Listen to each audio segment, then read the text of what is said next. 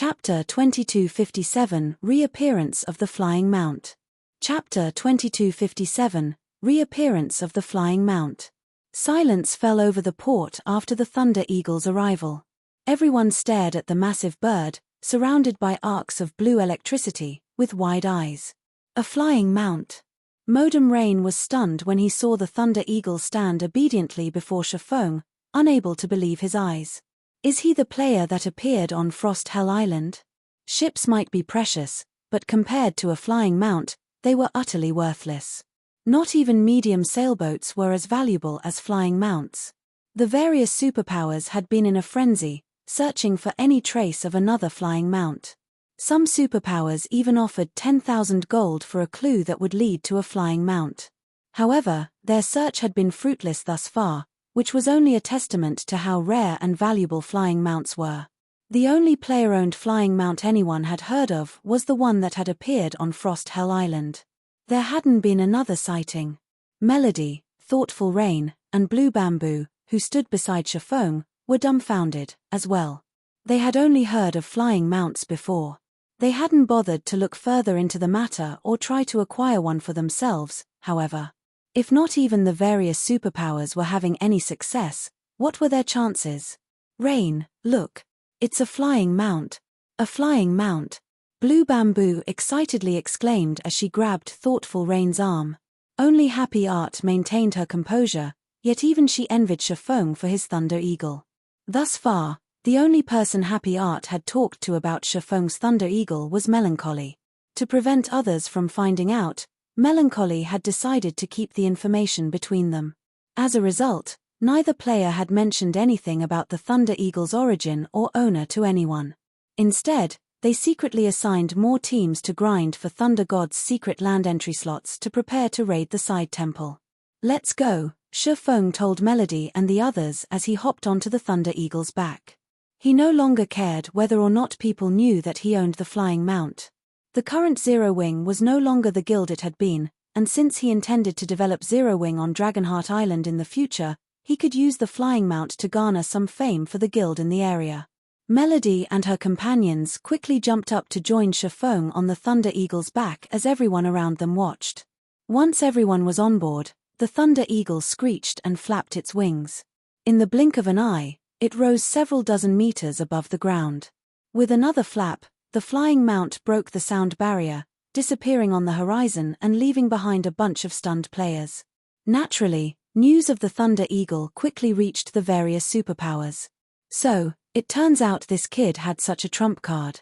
It's no wonder why he was confident of securing teleportation stones to the Tower of Four Gods by himself, the masked man beside Elder Wu muttered, smiling as he watched the video of Shafong leaving Tranquil Mine Island's port on the Thunder Eagle. The masked man's information was thoroughly hidden, not even his name or level was visible. So what if he has a flying mount? Does he think that king-class sea monster is so easy to approach? Would we have lost so much to that sea monster if it were? A similarly masked woman next to him said disdainfully. Although a flying mount would give one an advantage in terms of speed, ships were king in a naval battle. Enough. Elder Wu snapped in a low tone. This matter is of no concern.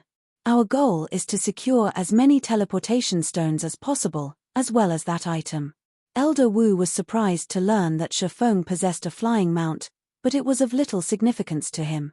It was not worth his attention and time. Understood. Berated by Elder Wu, the masked man and woman lowered their heads and promptly left the tent to see to the final preparations for the raid against the king-class sea monster.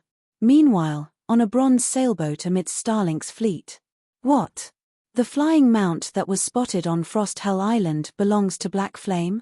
When Lu Xingluo heard his subordinate's report, envy flashed in his eyes. A flying mount. As someone with the ability to travel between God's domain's two main continents, he knew just how valuable and useful a flying mount could be. Information about flying mounts might be scarce on the eastern continent, but it had already become a well-dash topic on the western continent. Some superpowers had even obtained clues leading to flying mounts. Based on what they had discovered, not only were flying mounts powerful tools for leveling, but they were also a miraculous addition to a team's strength. Flying mounts were particularly useful at sea. Ship travel was still incredibly inconvenient, and a single flying mount could carry multiple players at once. A flying mount could transport a team to various islands and provide a massive advantage when exploring new islands. Unfortunately, despite the discovery of quite a few clues, no one on the western continent had acquired a flying mount, yet the flying mount Lu Xingluo had been searching for belonged to Shifeng. "Why don't we shoot it down, guild leader? Although resurrecting a flying mount should be easier than reviving a personal guard, he won't be able to use it for some time," Bright Dawn ruthlessly suggested. His hatred for Shifeng was truly immeasurable. Flying mounts had a certain degree of combat power and were much stronger than land mounts, but there was no way they could compete with speedboats and sailboats at sea. They wouldn't be able to destroy Shifeng's flying mount completely, but he could use this chance to let off some steam. "No need," Lu Xingluo said, shaking his head. Sneering, he continued, "Black Flame is a gullible fool if he thinks he can approach the king-class sea monster just because he has a flying mount." They were going to raid a level 91 mythic-ranked king-class sea monster. Every one of its attacks had tier 4 power. They were prepared to use their ship's extraordinary defensive capabilities to tank the boss. Even before this king-class sea monster, a level 100 flying mount was a joke. The shockwaves from the boss's attacks alone would likely be enough to throw the Thunder Eagle.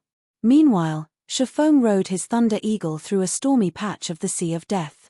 If the Thunder Eagle hadn't been an extraordinary flying mount, it would have had quite a bit of trouble navigating through the powerful storm.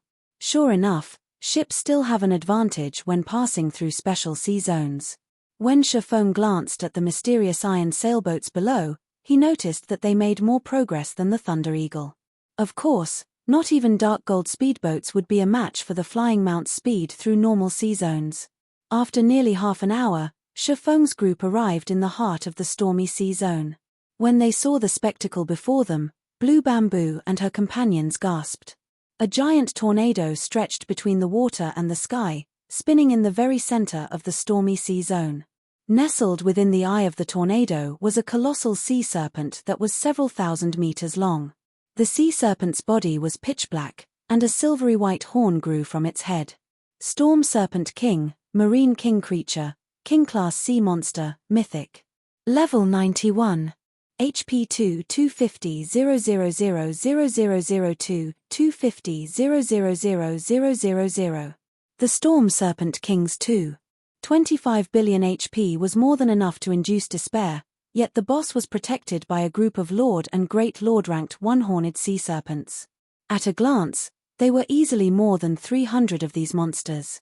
The one-horned sea serpents would likely devour an ordinary fleet before it even reached the boss. For the moment, every ship in the area remained at least 1,000 yards away from these monsters.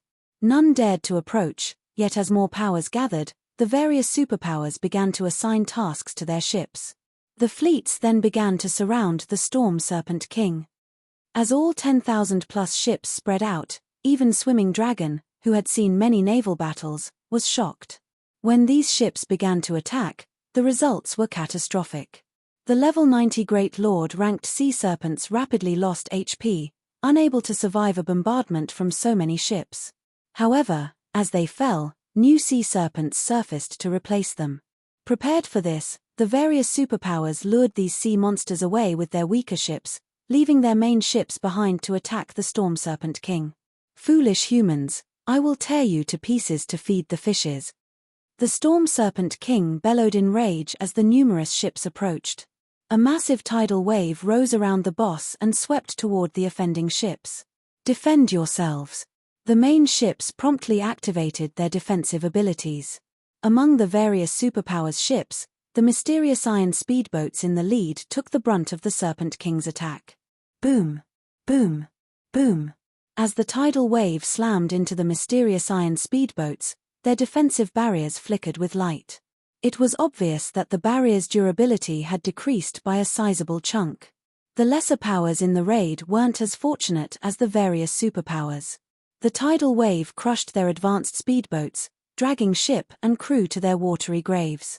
Only their bronze speedboats had withstood the attack, yet they had lost nearly 100 durability from the blow.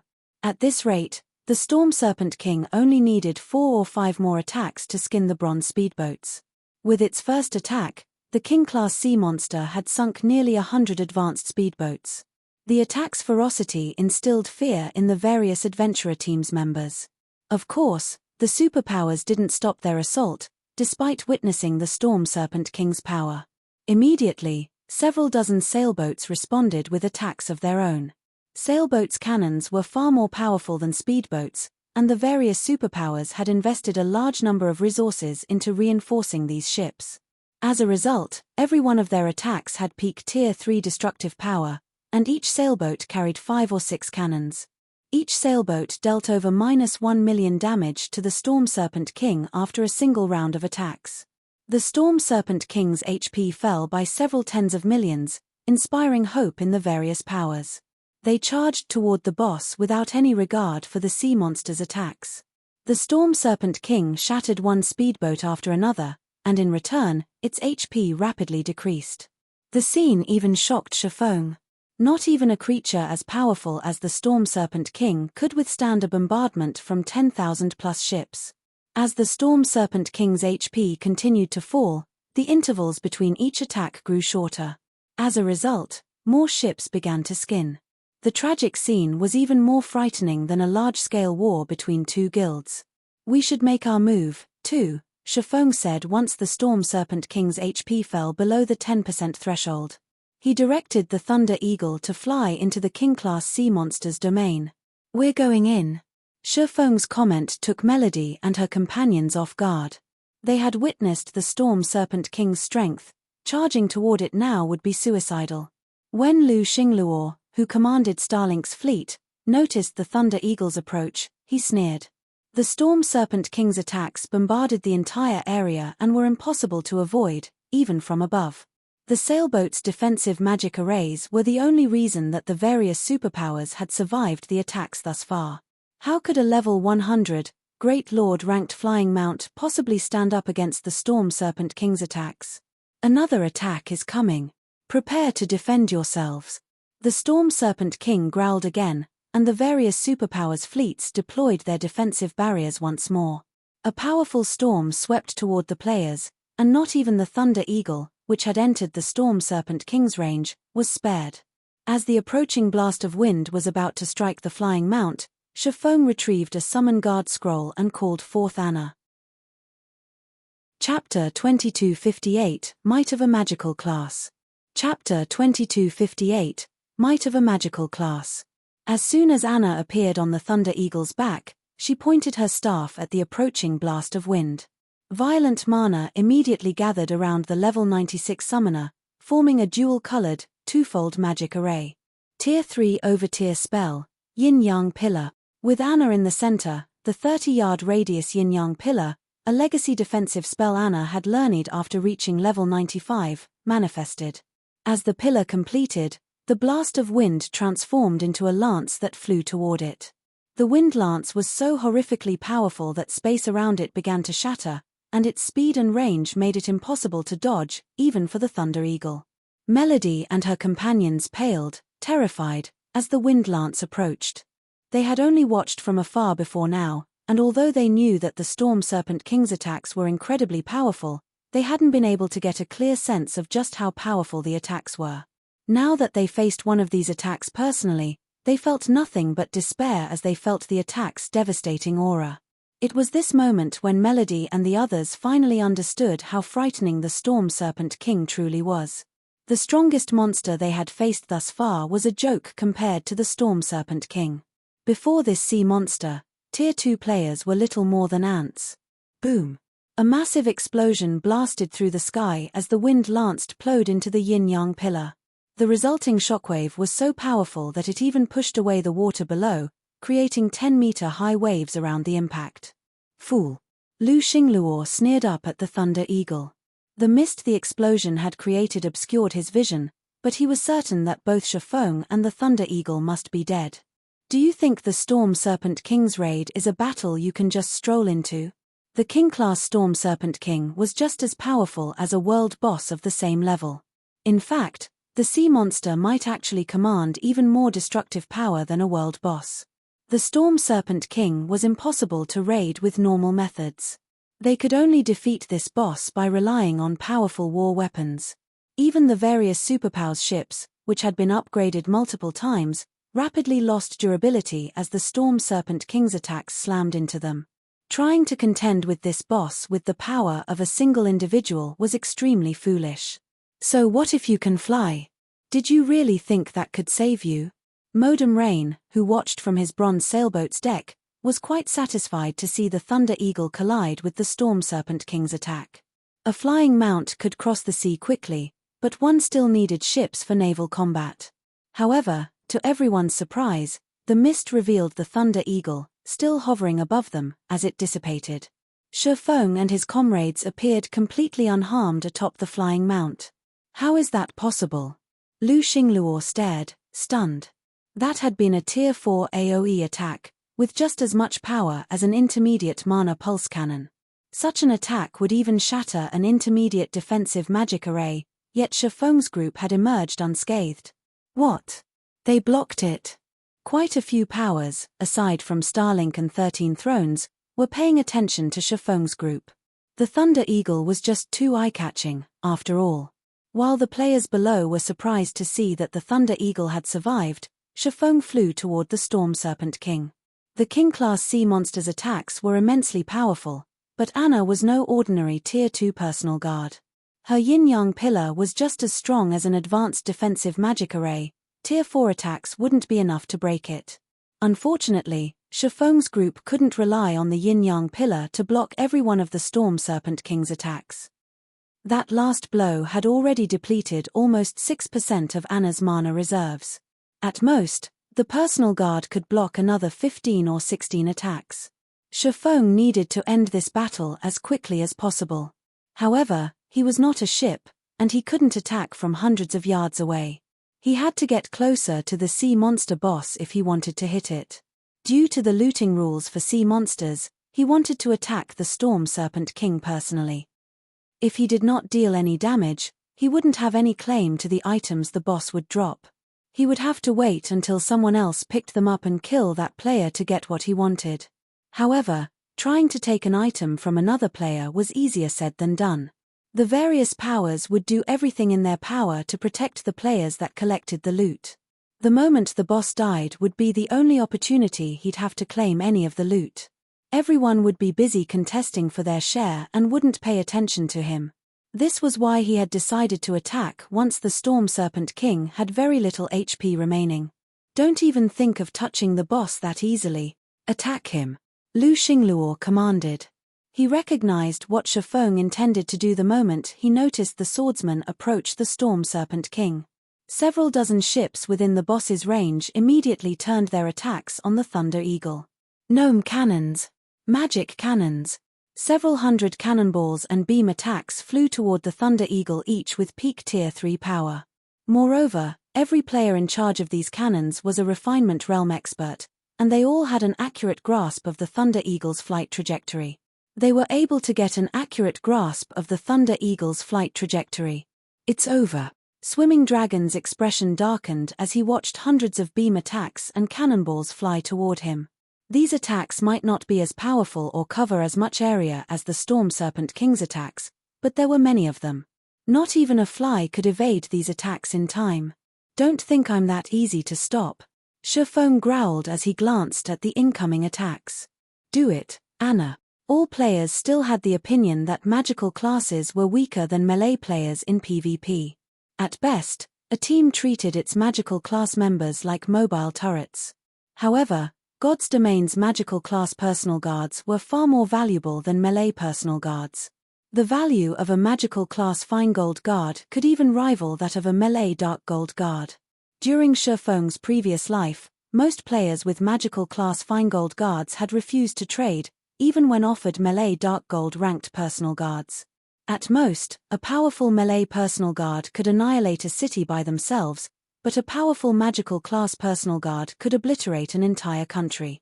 Hearing the command, Anna, who had completed her next spell's chant, waved her staff.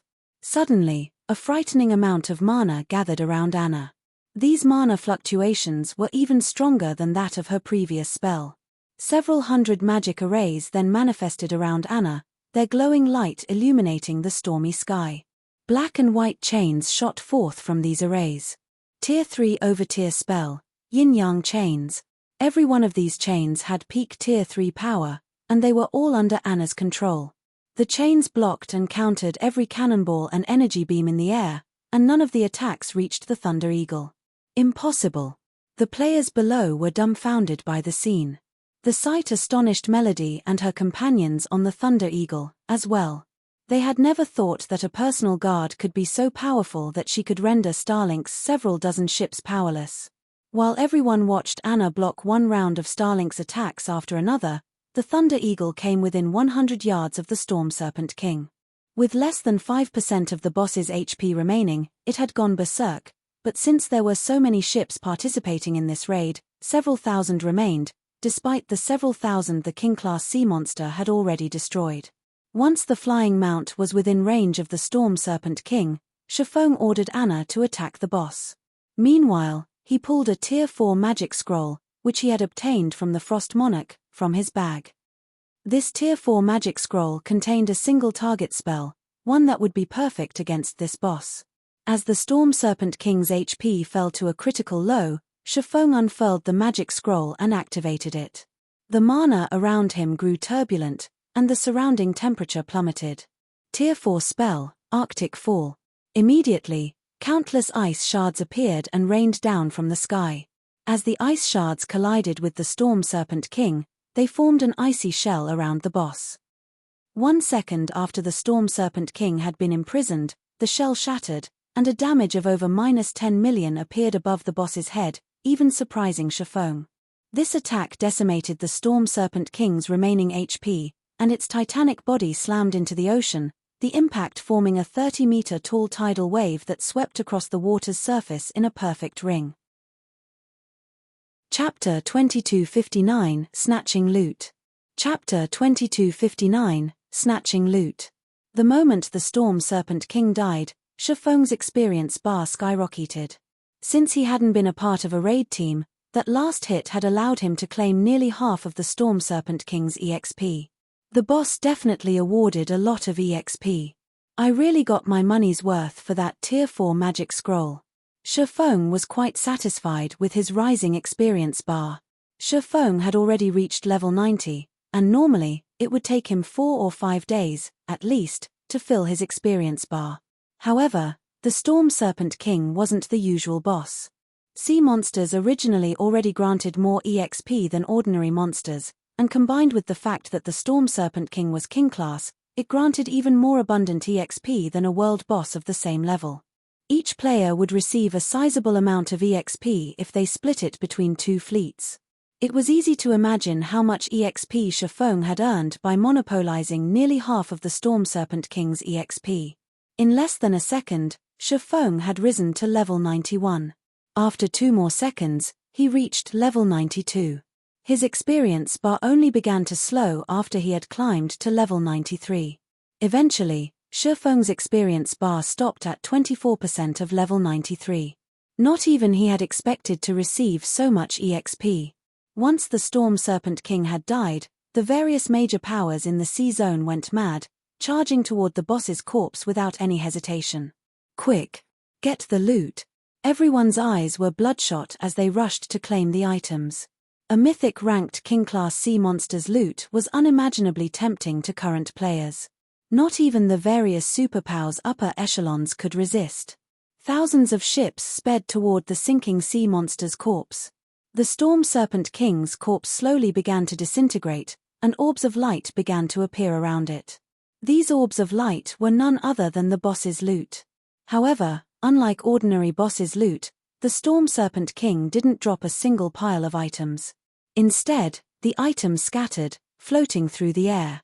By the time the loot reached the water's surface, a significant distance separated each orb. Players would have to swim for quite some time to get from one item to another. This setting prevented players from claiming all of the Storm Serpent King's loot for themselves. The Storm Serpent King had dropped a very large number of items. Easily more than 300 items had scattered within 200 yards of the boss's corpse, their beautiful lights decorating the area. Unfortunately, none of these players had the patience to admire the graceful scene. They all rushed toward the globes with everything they had. The various superpowers, on the other hand, began to work together to claim the items as if they had already negotiated a deal. They formed a barricade around the area, preventing outsiders from approaching the Sea of Lights. If you won't let us claim any of the treasure, you should forget about getting any, either. The various adventurer teams didn't need long to figure out the superpowers' goals. Instead of speeding toward the floating orbs, they put themselves in range of the superpowers' AoE attacks, launching an assault. The adventurer teams had an overwhelming numerical advantage. Even if they weren't a match for the superpowers' quality, they could make up for it by swarming their opponents. The various adventurer teams were fully capable of standing up to the various superpowers as equals. For a time, cannon fire filled the sea zone, especially near the Sea of Lights and the Storm Serpent King's corpse. Flying cannonballs blanketed the ocean, and anyone that tried to enter the area died instantly. Some of the superpowers, who thought their defenses were strong enough, had tried to send mysterious iron speedboats to claim the loot, yet in the end, the ships and crew were blown to smithereens. What should we do, guild leader? Blue Bamboo grew very anxious as she looked at this scene. Despite how close to the boss they were, ships had begun to fire at them before they had a chance to claim any of the loot. Moreover, far more ships attacked than when Starlink had assaulted them earlier. As a result, they had to distance themselves from the loot. Superpowers and adventurer teams hammered the loot area with constant attacks, preventing anyone from getting close to the dropped items. Anyone that dared approach the loot would become everyone's enemy, and every ship in the area would attack. Not even the various superpowers dared to approach the area, stuck in a stalemate with the adventurer teams while they tried to think of a solution. Not even a bronze sailboat would last long against thousands of ships. Wait here. I'm going to give it a try, Shifeng said after giving the matter some thought. The various adventurer teams and superpowers kept a close eye on the loot, and as more time passed, it would become harder to get one's hands on those items. At this rate, the adventurer teams and superpowers would be forced to sit down and negotiate terms, or the various superpowers would reveal a trump card to clear the area by force. Regardless of which outcome occurred, Shifeng wouldn't get anywhere near the Storm Serpent King's items. If he wanted to claim his share, he'd have to brave the cannon fire. Shifeng activated the 7 Luminaries Ring's Gale Domain and flew straight toward the loot area. Since he was significantly smaller than the Thunder Eagle, the ships would have a very hard time targeting him. In addition, Shifeng was far more agile than the Thunder Eagle, and with Tier 3 reaction speed, he had no trouble dodging the monotonous cannon fire. Black flames approaching the loot. Kill him. Those items are ours. Many players quickly noticed Shifeng, and none of them showed any mercy as they bombarded him together. Cannonballs and energy beams flooded the loot area. The various powers attacked Shifeng with even more ferocity than their assault on the Storm Serpent King. Does Black Flame really think he can snatch the loot by relying on his own strength? When Modern Rain saw the various powers target Shifeng, the corners of his lips curled to form a delighted grin. While the idea was that everyone would have an opportunity to claim some of the Storm Serpent King's loot, the true outcome of this raid would be based on the later negotiations. The quantity and quality of items each power would receive would be determined by their strength. This was also why Elder Wu had dared to offer Shifeng a teleportation stone to the Tower of Four Gods. Shifeng seemed to have some difficulty dodging the various powers' attacks, and as he got closer to the loot area, the more concentrated the attacks became. Some superpowers had even begun to use their basic mana pulse cannons against the swordsman. Not only did the basic mana pulse cannons' attacks possess a huge, 20-yard radius AoE, but they also carried incredible power. Anna was only able to stop a few of the shots with her yin-yang pillar. How ruthless! The superpowers' bombardment astonished Shifeng. Basic mana pulse cannons were war weapons. Installing them on a city's walls was troublesome enough, and trying to install them on a ship was even more of a challenge. Installing a single basic mana pulse cannon would cost around 70,000 gold, and once it had been installed, it couldn't be removed. If the ship sank, all of the invested money would go to waste. As a mana pulse cannon's energy beam swiftly approached, Shifeng gritted his teeth and activated Absolute Domain, gaining damage immunity for 10 seconds. Although the skill protected him from damage, he wasn't immune to the resulting impact. That one hit nearly plunged him into the ocean. Fortunately, basic mana pulse cannons had a very long cooldown. Even if multiple superpowers had them equipped, they couldn't fire unceasingly at Shifeng. A second later, Shifeng entered the loot area. Cannonballs continued to buzz through the area, but Shifeng's basic attributes were incredibly high. Even if a cannonball hit him, it barely affected his movement. However, since the various powers concentrated their cannon fire, Shifeng only caught a glimpse of a few items. He couldn't tell what any of the other items were. With little choice, Shifeng dashed for the items that were closest to him and those surrounded by dense mana. 1 item. 2 items. 3 items. Shifeng picked up more items, and the various superpowers went mad, firing 1 mana pulse cannon at him after another. Die. Kill him. Those treasures are mine. Lu Xingluo's eyes were almost fully red with rage as he watched Shifeng claim the loot. With how bright the light globes were, it was easy to watch them vanish from so far away. According to Lu Xingluo's count, Shifeng had already picked up 17 items, which was likely even more than Starlink would get after the negotiations ended. Unfortunately, no matter how loudly Lu Xingluo bellowed, it didn't affect Shifeng's looting spree. With less than a second of Absolute Domain's duration, Shifeng sighed as he pulled a Tier 1 instantaneous teleportation scroll from his bag. He activated the scroll immediately, vanishing from the loot area. Chapter 2260 Big Harvest. Chapter 2260 Big Harvest. The various powers craze grew even more intense after Shifeng had left the loot area. In less than 10 seconds, as many as 26 light globes had disappeared from the sea of lights. The Storm Serpent King had only dropped a little over 300 items, and even if each participating power only received one, there wouldn't be enough items for everyone. And now, Shifeng had gotten away with nearly 1/10 of the King-class sea monster's loot. The most infuriating part about all of it was how little Shifeng had contributed to the raid. The various powers, on the other hand, had lost a large number of speedboats. The imbalance of the situation only incited a deep hatred for Shifeng. Kill him. Kill him at all cost. Some particularly furious superpowers stopped focusing on the loot area and fired their mana pulse cannons when they found where Shifeng had reappeared. The various adventurer teams saw their opportunity. With the loot in a single location, the various superpowers could guard the items easily, but now that Shifeng had taken some of these items and teleported elsewhere, the Storm Serpent King's loot had been split. This would make safeguarding the loot a much greater challenge for the various superpowers, which presented an opportunity they could take advantage of. The various adventurer teams immediately used their trump cards against Shifeng. Tier 4 Magic Scroll, Spatial Lock. Tier 4 Magic Scroll, Soul Chaser. Tier 4 Magic Scroll, Stormy Weather. Any adventurer team that could survive on Dragonheart Island, especially the island's top 10, was far stronger than an ordinary adventurer team. Even the weakest of them had a foundation that could rival a pseudo-super first-rate guild. These top 10 adventurer teams might not possess large-scale war weapons like the basic mana pulse cannons, but acquiring Tier 4 magic scrolls wasn't impossible. Spatial Lock would prevent all players in an area from teleporting, while Soul Chaser would lock the target in place, allowing the user to keep track of their position for a certain time.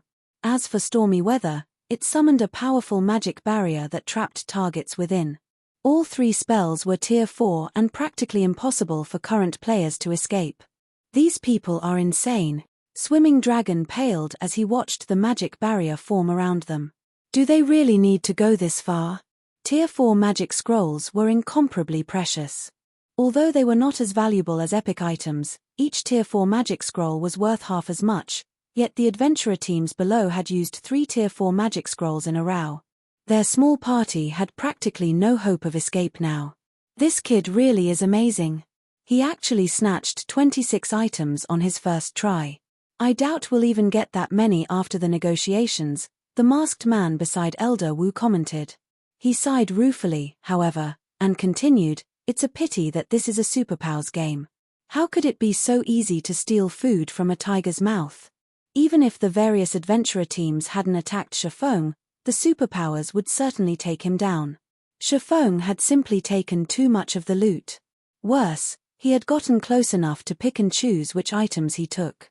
Even if he hadn't taken the best of the loot, he definitely hadn't claimed the worst of it. It didn't take much effort to determine an item's quality based on the mana density around it. Shifeng had taken at least 10% of the loot's total value. How could the various superpowers afford to let Shifeng and his party leave with their lives? He is a fool that doesn't recognize his own limitations, the masked woman coldly commented. If he hadn't been so stubborn, he would have acquired a tower of 4 gods teleportation stone, at least. Now, he'll have nothing at all. The masked woman was still annoyed with Shifeng's prior behavior. 13 Thrones was a bona fide super guild and had existed in the virtual gaming world for nearly a century.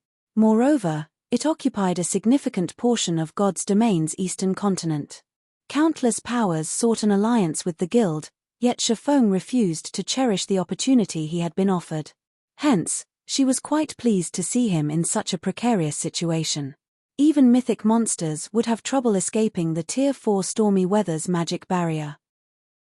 Surrounded by so many enraged powers in such a cramped space, Shifeng wouldn't even escape death if he had multiple vulnerability skills. Guild leader Black Flame, we're in trouble. With us trapped in this barrier, we'll become moving targets for the powers below us, Melody stated grimly as she looked at the magic barrier that had completed around them. Targeted by several thousand ships, not even Anna could protect them from every attack. Moreover, the various powers had marked their souls. Even if they dove into the ocean, there was nowhere they could hide. These powers certainly came prepared. Shifeng smiled at the magic barrier surrounding them. You're still in the mood to smile at a time like this, big brother Black Flame? Blue Bamboo whined when she saw his grin. They had gone to great lengths to claim some of the Storm Serpent King's loot, yet before they had a chance to inspect the items, they were going to die. It was a huge loss. Here, take these, Shifeng said as he took out 2 tokens made of 7 luminaries crystals. He then handed thoughtful Rain and Melody one each. 7 luminaries crystal. Melody's eyes nearly fell from their sockets when she saw the token in her hand. At this stage of the game, everyone in God's domain knew how valuable 7 luminaries crystals were. They were necessary for upgrading players' mind space systems, which was useful both in-game and in the real world. Even when a large guild like Ninth Heaven found some, they only obtained 2 or 3 units at most, yet the palm-sized token in Melody's hand was made entirely of 7 luminaries crystal. By her estimates, the token should be more than 40 units. It could easily fetch an astronomical sum on the market. One wouldn't even have a problem trading it for 2 or 3 epic items. However, Melody quickly discovered that this token was not as simple as it appeared. As she held the token, the ambient mana began to gather around her. As a half-elf, she was far more sensitive to mana than human players.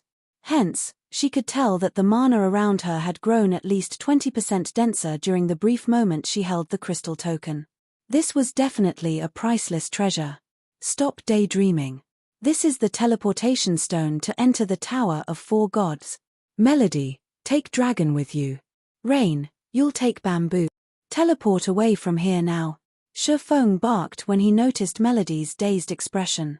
Although he had blindly picked up loot, he had obtained quite a few items by searching for higher mana density. Among these items, he had claimed 5 Tower of 4 Gods teleportation stones. These teleportation stones were incomparably valuable. Not even a mythic-ranked king-class sea monster would drop more than 30 teleportation stones on its first kill, yet Shifeng had claimed 5 for himself. He had profited greatly from this trip. If 13 Thrones people learned this, they'd die from envy. With so many superpowers participating in the raid, even a top-ranked super guild like 13 Thrones would be lucky to claim 3 or 4 teleportation stones after the negotiations. The ordinary superpowers would likely be limited to a single stone. The Tower of 4 Gods had been created by an ancient civilization for the gods. As long as one had one of the tower's teleportation stones, they could enter the tower from anywhere in God's domain, even from a special place like the Thunder God's secret land. A measly Tier 4 magic scroll couldn't disable such a powerful teleportation stone. Hearing Shifeng's orders, realization dawned on Melody and Swimming Dragon, and they flashed the swordsman a grateful look. The Tower of Four Gods entry slots were beyond precious. The various superpowers' madness to reclaim the teleportation stones made that clear. Receiving an entry slot was akin to encountering a golden opportunity to further one's development, yet most experts would never have such a chance. No one would have been surprised if Shifeng had given a teleportation stone to Thoughtful Rain and Blue Bamboo since they were Zero Wing members, but he had handed Melody and Swimming Dragon, both outsiders, entry slots. Not even a Superpowers Guild leader would be so generous. All right, hurry it up. If you don't go now, it'll be too late. Shifeng urged his companions as the ships below prepared to open fire. Melody and Swimming Dragon nodded and stopped hesitating. Following which, Shifeng, Melody, and Thoughtful Rain began to activate their teleportation stones. A moment later, 3 large-scale magic arrays enveloped Shifeng's group. The arrays remained intact even as the various powers' cannon fire struck them. Similarly, Shifeng and his comrades were safe within the magic arrays. What's going on? A defensive magic array? When the players below realized that Shifeng's group hadn't taken any damage from their bombardment, they were stunned. They had fired several thousand cannonballs, in addition to a few energy beams from basic mana pulse cannons. Each of those energy beams contained Tier 4 power, and they were even capable of punching a hole through a city's defensive magic array, yet they had done nothing to the array protecting Shifeng's party. While the various powers stared at Shifeng's group in confusion, a spatial tear opened before the flying players. Shifeng and his companions then transformed into 5 streaks of light as they shot through the tear, vanishing. They're gone. How is that possible? Didn't we seal the area with a Tier 4 magic scroll? Frustrated and confused, the various major powers wondered how Shifeng's group had managed to escape. The various superpowers' upper echelons, on the other hand, had turned ashen. There was only one way they could think of that Shifeng had been able to ignore the cannon fire and Tier 4 spatial locks effects. He had used the Tower of Four Gods teleportation stones. Chapter 2261 Land of Gods. Chapter 2261 Land of Gods. After Shifeng's group had left the sea zone, silence fell over the area. Now that he's used the teleportation stone to escape, there's no point in chasing him, the masked man beside Elder Wu said. With a slight hint of admiration in his tone, he continued, he managed to secure 26 items by himself. He'll likely have benefited the most from raiding the Storm Serpent King. 13 Thrones wasn't even likely to secure 3 teleportation stones after the negotiations, yet Shifeng had used 3 to escape. Since the swordsman had gotten away with 26 items in total, he had certainly acquired more than just 3 teleportation stones. In other words, Shifeng had walked away with more teleportation stones than 13 Thrones would see from this raid. The participating powers have severely suffered to slay the Storm Serpent King. Since Shifeng stole so much of the loot, he's made every one of them his enemy, the masked woman stated dryly. He might have escaped with the treasure, but he nor Zero Wing have any hope of developing on Dragonheart Island. Many superpowers had gathered on Dragonheart Island, and one couldn't discount the top 10 adventurer teams that led various independent powers. Not even 13 Thrones dared to provoke all of these powers at once, yet Shifeng had done just that. His very survival on Dragonheart Island would be a miracle. Dragonheart Island was an important trade hub. No one who wanted to develop in the Sea of Death could avoid the island. If the various land-based powers wanted to further their development, they couldn't ignore their naval expansion. Resources were far more abundant in the Sea of Death than they were on land, and the sea had the highest concentration of neutral races. Furthermore, many resources required naval transportation. If a power ignored its naval development, it would have to depend on other powers for many aspects of its growth. This would severely restrict its development. This was why the various powers, particularly the first-rate and stronger powers, frantically invested in their naval development. And yet, he managed to secure quite a few teleportation stones for the Tower of Four Gods. His future might not be as bleak as you think, the masked man countered while shaking his head. He very much disagreed with the masked woman. The Tower of Four Gods had existed long before the Great Destruction. Not even the ancient gods could destroy the tower. After the Great Destruction, the Tower of Four Gods had been involved in the rise of many kingdoms and empires. That fact alone made it clear that the tower had plenty of opportunities to offer. Alright, that's enough. Whether that kid has provoked the various powers or not is none of our business. For now, focus on the remaining treasures, Elder Wu snapped, glancing at the masked man and woman. Shi Feng's success in seizing many of the dropped items had surprised him, but that was all. He felt nothing about the situation beyond that. Meanwhile, among Starlink's fleet, Guild Leader, what should we do? We have no way to reach Black Flame now that is teleported to the Tower of Four Gods, Bright Dawn asked, staring at where Shi Feng had been with a twisted expression. Oh, we have no way.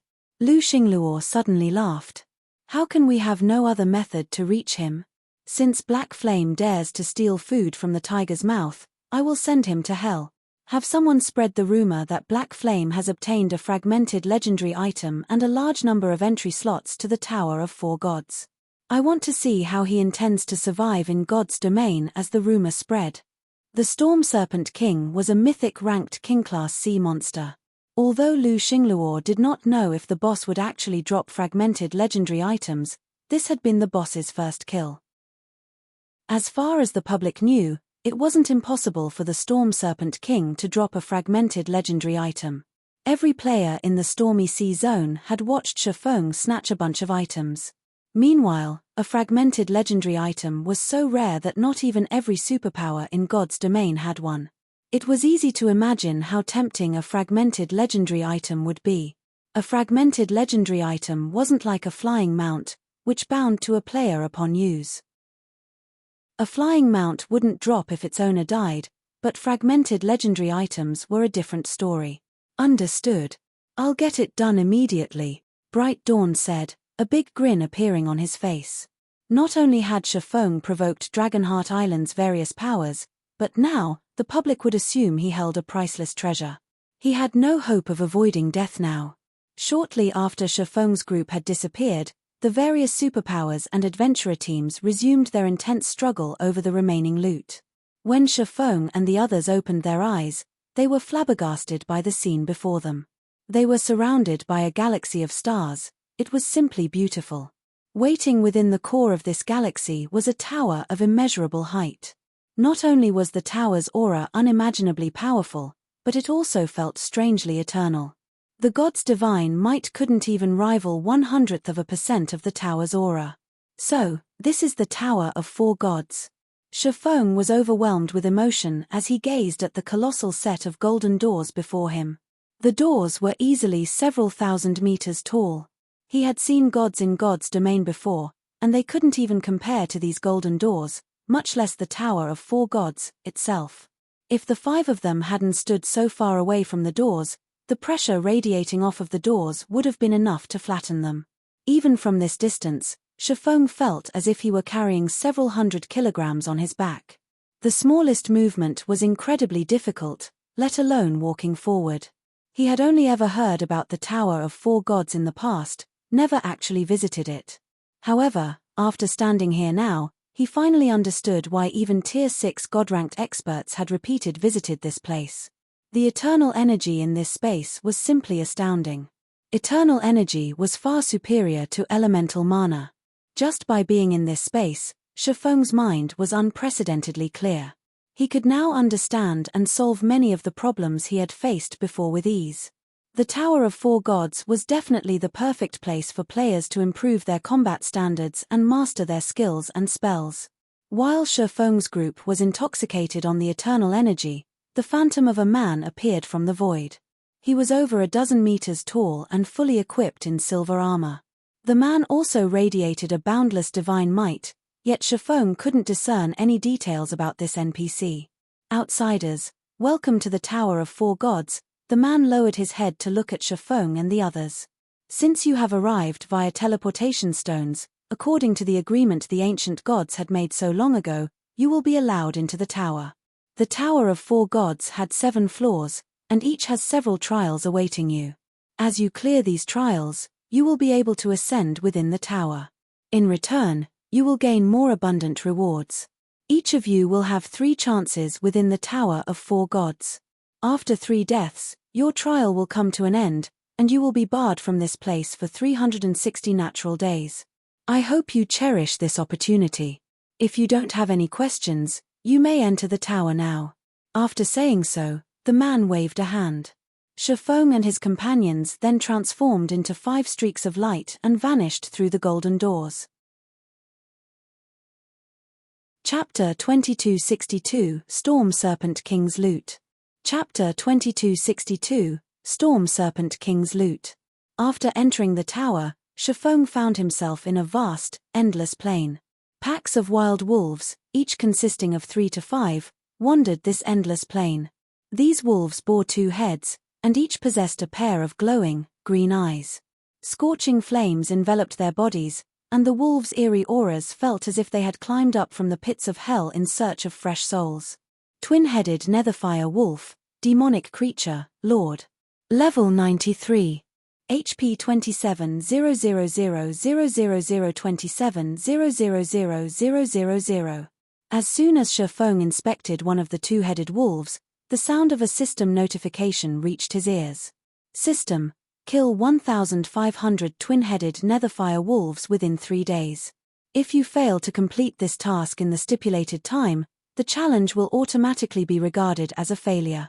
So, this is a trial of the Tower of 4 Gods. Shifeng breathed a sigh of relief after reading the notification. The first floor's trial was not as difficult as he had assumed. Although he hadn't entered the Tower of 4 Gods himself, he had heard quite a bit about it during his previous life. The Tower of 4 Gods had a total of 7 floors, and each floor was a world of its own.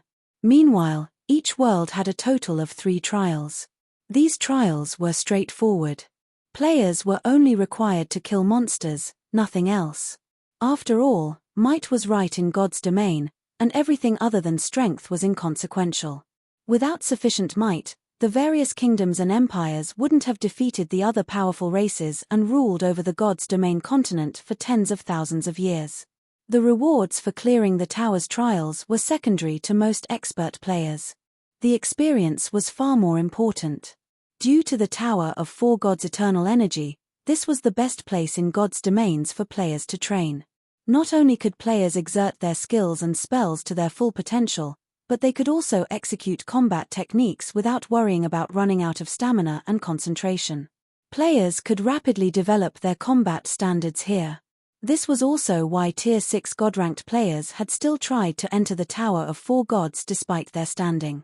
Even for Tier 6 God-ranked players, exerting 100% of Tier 5 skills and spells effects was an extreme challenge, not to mention Tier 6 skills and spells. They had the same issue with their more powerful combat techniques. Unfortunately, not even the mana in a main city could assist Tier 5 and 6 classes. They'd have to rely on a location like the Tower of 4 Gods to practice their high-tiered skills, spells, and powerful combat techniques. This feature drove any player that visited the tower to remain within it for as long as possible, rather than rushing through the trials. If they missed this opportunity, they'd have to wait 360 natural days before they could enter the tower again. After a glance at the wandering Netherfire wolves, Shifeng sat on the grassy plain and inspected the loot he had obtained from the Storm Serpent King, instead of rushing to kill the nearby monsters. Killing level 93 lords wouldn't be difficult for Shifeng. In fact, this first trial was quite simple. 3 days was more than enough time to kill 1,500 Netherfire wolves. Since he had been in such a hurry, he had only spared a glance for the items he had picked up. Now that he had some time, he had to inspect his gains properly. If he had gotten lucky, he might have acquired something that could increase his combat power and his chances of clearing the Tower of 4 Gods trials. After several minutes of looking through his harvest, Shifeng took a sharp, deep breath. Most of the 26 items he had picked up were level 90 fine gold and dark gold weapons and equipment. None of the weapons or equipment pieces were epic rank, so they were of no use to Shifeng. If he sold these items, however, the various major powers would fight over them like madmen. Current players were nowhere near level 90, and top-tier level 90 weapons and equipment would provide the various powers an edge over their rivals. Most of the other items were materials from the Storm Serpent King's body, such as Storm Serpent King's scales. All of these materials were epic rank and could increase sailboats' defenses and durability. Of the two most valuable items, one was the extremely rare epic material, spatial crystal, and the other was a design for the bronze-ranked storm speedboat. If the various powers knew that I picked this up, they'd do everything in their power to kill me, Shifeng said, chuckling as he looked at the storm speedboat design. The spatial crystal could be used to repair the mysterious iron-ranked hurricane sailboat, but it wasn't nearly as valuable as the storm speedboat design. The hurricane sailboat might be the strongest ship available at this stage of the game, but it couldn't withstand attacks from several thousand ships. If he had enough materials, however, he could produce an unlimited number of bronze speedboats with the storm speedboat design. Not even the various superpowers could form a fleet of bronze speedboats, led by a mysterious iron speedboat, yet now, Zero Wing could. For some time now, Zero Wing had been stockpiling ancient origin and diamond wood, the two main materials to construct the storm speedboat. Zero Wing could definitely create the strongest player fleet in the game. This would also resolve the guild's lack of naval strength. Thinking up to this point, Shifeng even considered leaving the Tower of Four Gods to start production on the storm speedboats immediately. Fortunately, he suppressed the urge. Entering the Tower of Four Gods hadn't been easy, and if he left now, he'd suffer an incredible loss. The environment he was in would even be helpful to Tier 5 and 6 players, not to mention a Tier 2 player like himself. Finished with his loot, Shifeng decided to stop wasting time. He stored the spatial crystal and storm speedboat design and hastily walked toward the nearest pack of twin-headed netherfire wolves. The 5 netherfire wolves noticed Shifeng as soon as he was within 100 yards of the pack. Their perception was far more sensitive than ordinary level 93 lords. The 5 netherfire wolves were very smart. Like real wolves, they did not move alone. They slowly surrounded Shifeng and planned their attack from multiple sides, searching for weaknesses. Why are they so intelligent? The netherfire wolves' behavior surprised Shifeng. Ordinary level 93 lords couldn't employ such a strategy. Monsters this intelligent generally had combat standards on par with the Trial Tower's 3rd floor. Before Shifeng could refocus, the 5 netherfire wolves pounced from 5 different directions. The netherfire wolves were even larger than a normal lion. If 5 of them attacked together, they could topple a large elephant. However, these netherfire wolves were still only lord-ranked monsters. They might be a threat to ordinary Tier 2 players, but their attack speed was too low to be effective against Shifeng. Their attack patterns were also quite obvious. Shifeng evaded the netherfire wolves' attacks with slight movements. As the monsters brushed past him, he brandished Killing Ray and Twilight's Blade. Shadow Blade. Like shooting stars, 10 sword lights sliced at the 5 netherfire wolves. The impact threw all 5 netherfire wolves as 2 damages of over -200,000 appeared above each of their heads. The counterattack heavily injured all 5 monsters, and with pained whimpers, they turned back to Shifeng with fear in their eyes. System: Shadow Blade completion rate 100%, resulting in 150% of skills effect. Skill proficiency +5. 100%. Is this the Tower of Four Gods effect? Shifeng was stunned to see the system notification. Shadow Blade was a Tier 2 skill. Normally, his completion rate with the skill was only at 90%. He only achieved a 91% or 92% completion rate on rare occasions. Tier 2 skills were far more complex than Tier 1 skills, and if he hadn't had a decade of experience playing God's Domain, he wouldn't even have executed Shadow Blade at 85% completion rate. And yet, despite his casual manner, the results had been so excellent. If he could reliably execute his skills with such a high completion rate, his combat power would increase tremendously. He'd even achieve an overwhelming victory against an opponent with equal attributes and combat standards. Flaming passion began to burn in his eyes. Shifeng immediately charged at the frightened twin-headed netherfire wolves in an attempt to replicate the feeling of his previous attack. Chapter 2263 Sacred Training Ground. Chapter 2263 Sacred Training Ground. As soon as Shifeng stepped forward, the 5 twin-headed netherfire wolves did something that even surprised Shifeng. As if they had pre-planned it, the netherfire wolves turned and fled. They weren't behaving like normal monsters at all. Their intellect is this high. Shifeng frowned slightly as he watched the monsters flee. He had seen monsters run from players before, but he rarely saw monsters flee the moment they were injured, despite having most of their HP remaining. This wouldn't have been such an issue if he had been hunting monsters in the fields, but he was on a time limit here. If every netherfire wolf reacted like this trial would be far more difficult than Shifeng had assumed. These netherfire wolves' movement speeds were high, and if they split up and fled to other wolf packs, he would need far more time to kill a single netherfire wolf. A half-step refinement realm expert would very likely fail the trial. However, before these netherfire wolves could even put a few yards between them and Shifeng, he had already executed void steps and appeared beside one of them. The netherfire wolf didn't even notice him. My technique execution has improved so drastically. As Shifeng looked down at the oblivious netherfire wolf beside him, he was shocked. Unlike players, monsters didn't heavily rely on their vision to notice opponents. Trying to approach a monster with a technique like void steps without being detected was a major challenge, akin to using void steps against a void realm expert. Experts wouldn't have to rely on their vision to perceive the world around them once they reached the void realm. Yet now, void steps forced his opponent to ignore more than just his visible presence. When he executed void steps, while bathed in eternal energy, he became one with the environment. Now, even the netherfire wolf's bestial senses couldn't find him. Before the netherfire wolf could react, Shifeng slashed at it again with Killing Ray.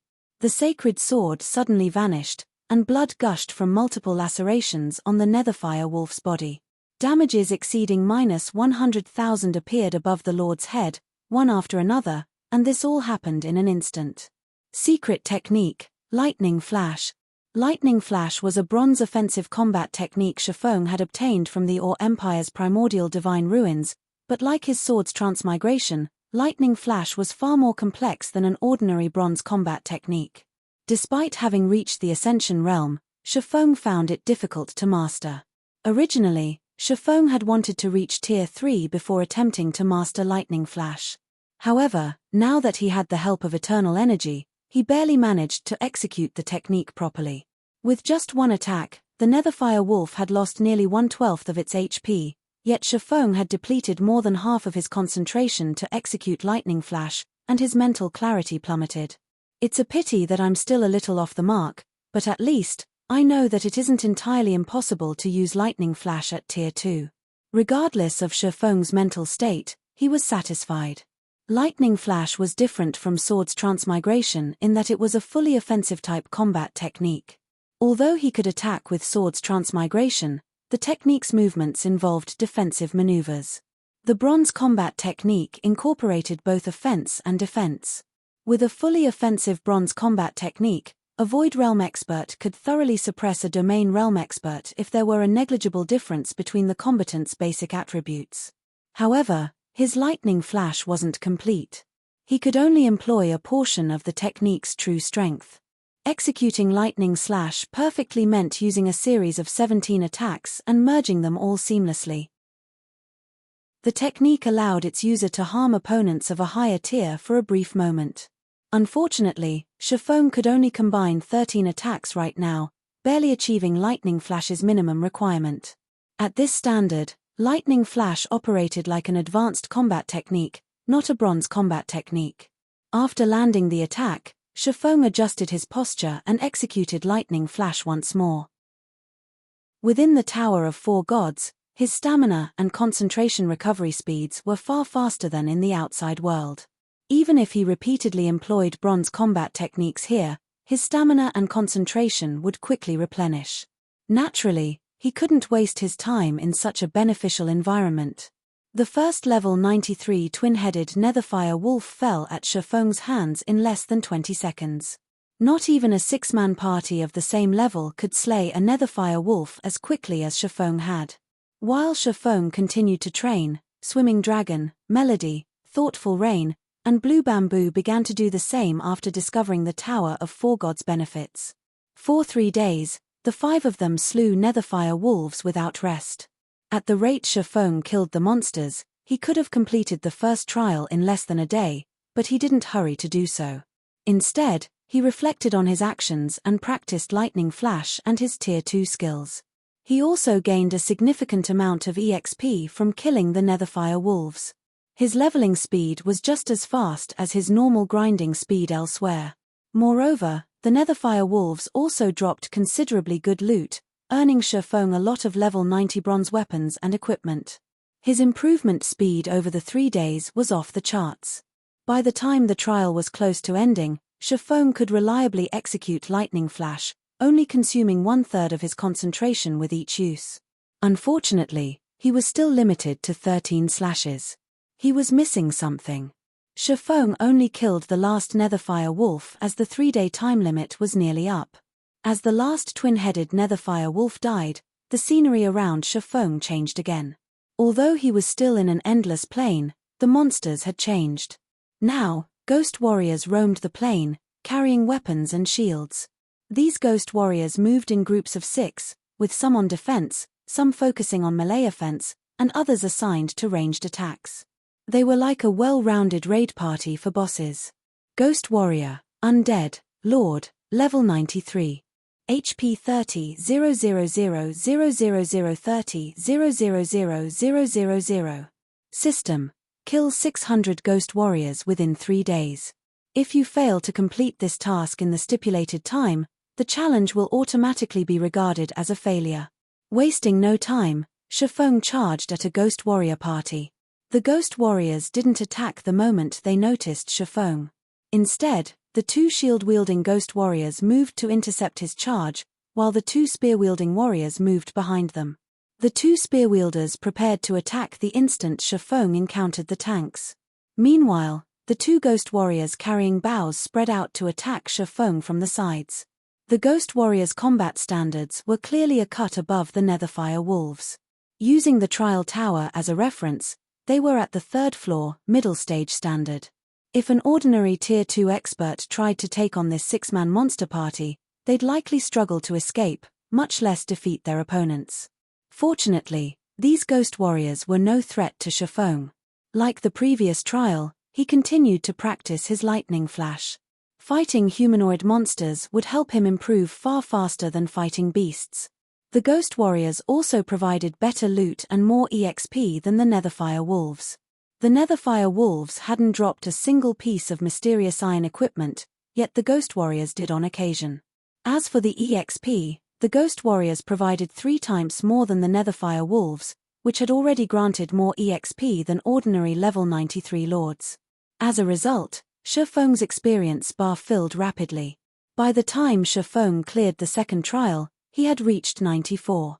The scene around Shifeng changed after he cleared the second trial, but when he saw his new opponents, he was astonished. The third trial took place in an ancient Colosseum, which was home to 10 fully armed giants. Every one of these giants was Tier 2. They weren't monsters, they were bona fide Tier 2 NPCs. Giant Gladiator, Giant, Tier 2. Level 94. HP 5 400 0005 400 000. The giant race was a talented one. Not only did giants command immeasurable strength, but their earth affinity was unparalleled, as well. They were natural-born warriors. Moreover, unlike players, NPC giants had inherited the giant race's attributes perfectly. They wielded far more combat power than ordinary Tier 2 NPCs. And now, Shifeng had to face 10 of them. System: kill 10 giant gladiators within 1 day. If you fail to complete this task in the stipulated time, the challenge will automatically be regarded as a failure. Chapter 2264, Breaking Through 100%. Chapter 2264, Breaking Through 100%. Although the time limit isn't that short, this trial is far more difficult than the last, Shifeng thought as he observed the 10 giant gladiators standing on the elevated platform in the center of the Colosseum. If a half-step refinement realm expert attempted this challenge, they'd likely need a full set of up-to-date dark gold equipment to have a chance of passing. Unlike monsters, NPCs had many skills and spells under their command. Their combat standards were also leagues above monsters. Moreover, there was a huge difference between NPCs' strength within the same tier. This was due to the individual NPCs' weapons and equipment. An NPC in full dark gold equipment would undoubtedly have a huge basic attribute advantage over one in bronze equipment. Of the 10 NPC giants on the platform, the weakest wore bronze equipment, while the strongest was geared in fine gold ranked items. With the giant race's innate talents, a human player's basic attributes might not be as high, even fully geared in dark gold equipment. Players could only clear this trial by relying on their techniques. External items and berserk skills were prohibited within the Tower of Four Gods. Players could only rely on their strength to clear the trials. The third trial's difficulty level made the first two trials look like warm-ups, while this was the beginning of the true test. However, Shifeng did not give the matter much thought and approached the elevated platform. After 6 days of training, he had hit a bottleneck. No matter what he tried, he could only perform, at most, 14 slashes with lightning flash. He had only reduced his concentration consumption to 1/4 of his total, as well. He would need far more time to improve with the technique. Hence, instead of wasting an entire day training, without seeing any improvement to his combat power, he decided to clear the first floor's trials and move on to the second floor. The moment Shifeng set foot on the platform, one of the NPC giants stepped forward and moved into the platform's center. As the giant reached Shifeng, it swung its two-handed axe at the swordsman. Dense, earth-type mana enveloped the axe. Not only did the earth-type mana increase the axe's weight by a substantial degree, but it also intensified the gravitational force where Shifeng stood, reducing his mobility. A combat technique. Surprise flashed in Shifeng's eyes as the giant's attack approached. Combat techniques were not unique to players. In fact, they had always existed in God's domains. The legacy stone tablets were evidence of this. However, NPCs had a much harder time learning combat techniques than players. Normally, NPCs would only encounter combat techniques after reaching Tier 3. Even so, a small minority were actually capable of executing these combat techniques. Why wouldn't Shifeng be surprised to see this Tier 2 giant use a combat technique against him?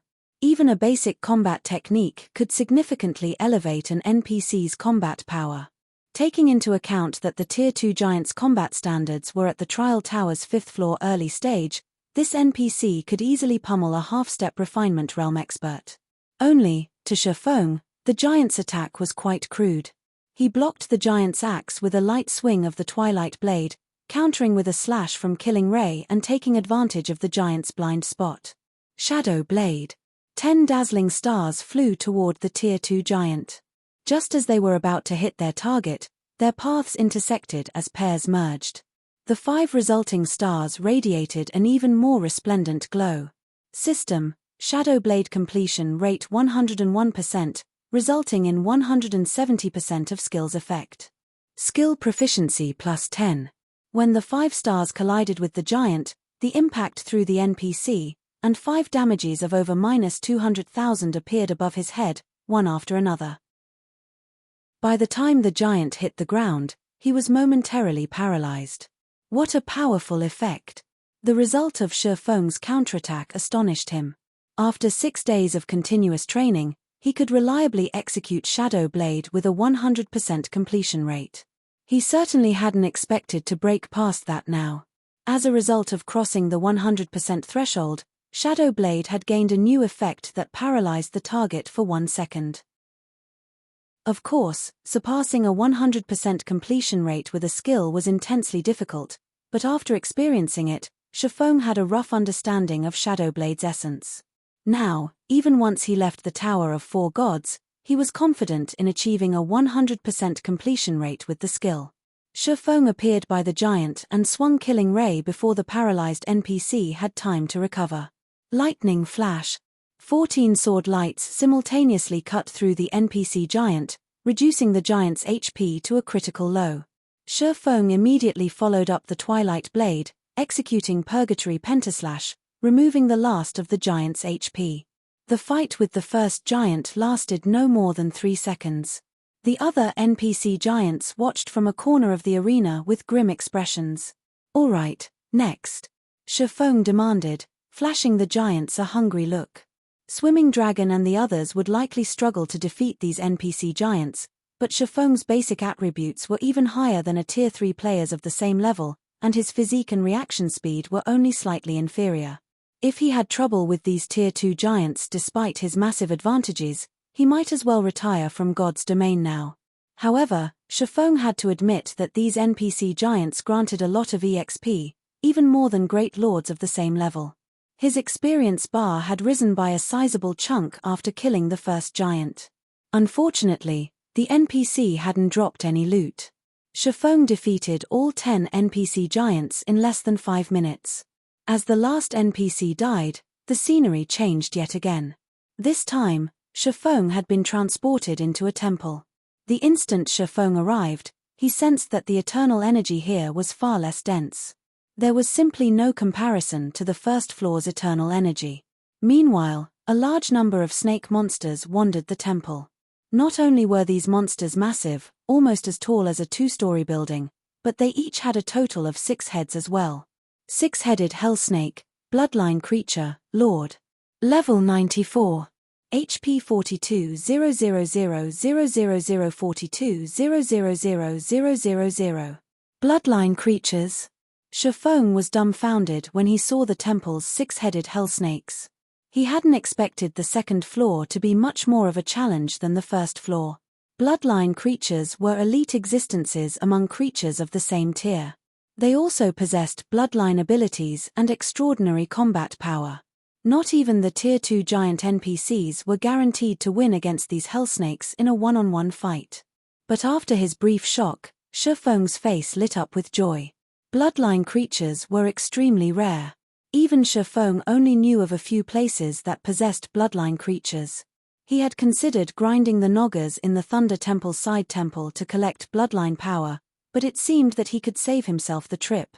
System. Congratulations. You have cleared the first floor's trials and reached the Tower of 4 Gods' second floor. You may choose to rest here for 1 day or begin the second floor's trials immediately. I've been training without rest for quite some time. Even if my mind is clear, my physical body has been, more or less, affected. I should log off and rest for now. After giving the matter some thought, Shifeng decided to accept the system's offer to rest. By the time Shifeng exited his virtual gaming cabin, sunlight streamed into his room. It was already afternoon.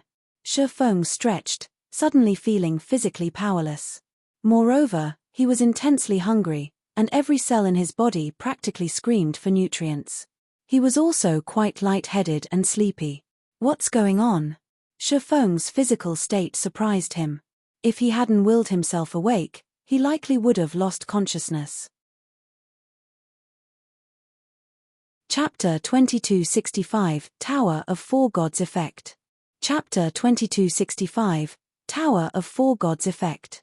Shifeng rapidly lost stamina due to his severe lack of energy. Ignoring the cause of his deprivation, for now, Shifeng moved to the fridge in his room and retrieved one of the life potions within. He popped the cap and downed the bottle's contents without hesitation. As the life potion flowed down his throat, Shifeng felt a warmth spread throughout his body, and his mind started to clear. After the drink warmed him, his cells devoured the nutrients like ravenous wolves. When he had first consumed the life potion, his body had needed 3 to 5 days to process it, yet now, his body rapidly absorbed its nutrients. After about 10 minutes, Shifeng felt as if he had been resurrected. He had also completely digested the life potion. If any internal force expert saw this, their eyes would likely fall from their sockets. The life potion contained a frightening amount of nutrients, and even an internal force expert would need 3 days to process the powerful drink after training to their physical limits. Moreover, they would have to continue training like a madman during that time, yet Shifeng had digested the life potion in 10 minutes and still felt as if he needed more. This life potion really is good stuff. Without it, I would have needed around 5 bottles of S-rank nutrient fluid to recover from my starvation, Shifeng inwardly exclaimed as he stared at the empty container in his hand. Although he had been conserving the life potions, he had used far more than he had initially expected. He was already down to his last bottle. Once he was out, his physical and mental progress would plummet. In fact, the life potions were a large part of the reason for his rapid improvement in the Tower of Four Gods. As Shifeng recovered from his hunger and looked around him, he felt as if he had emerged in an entirely new world.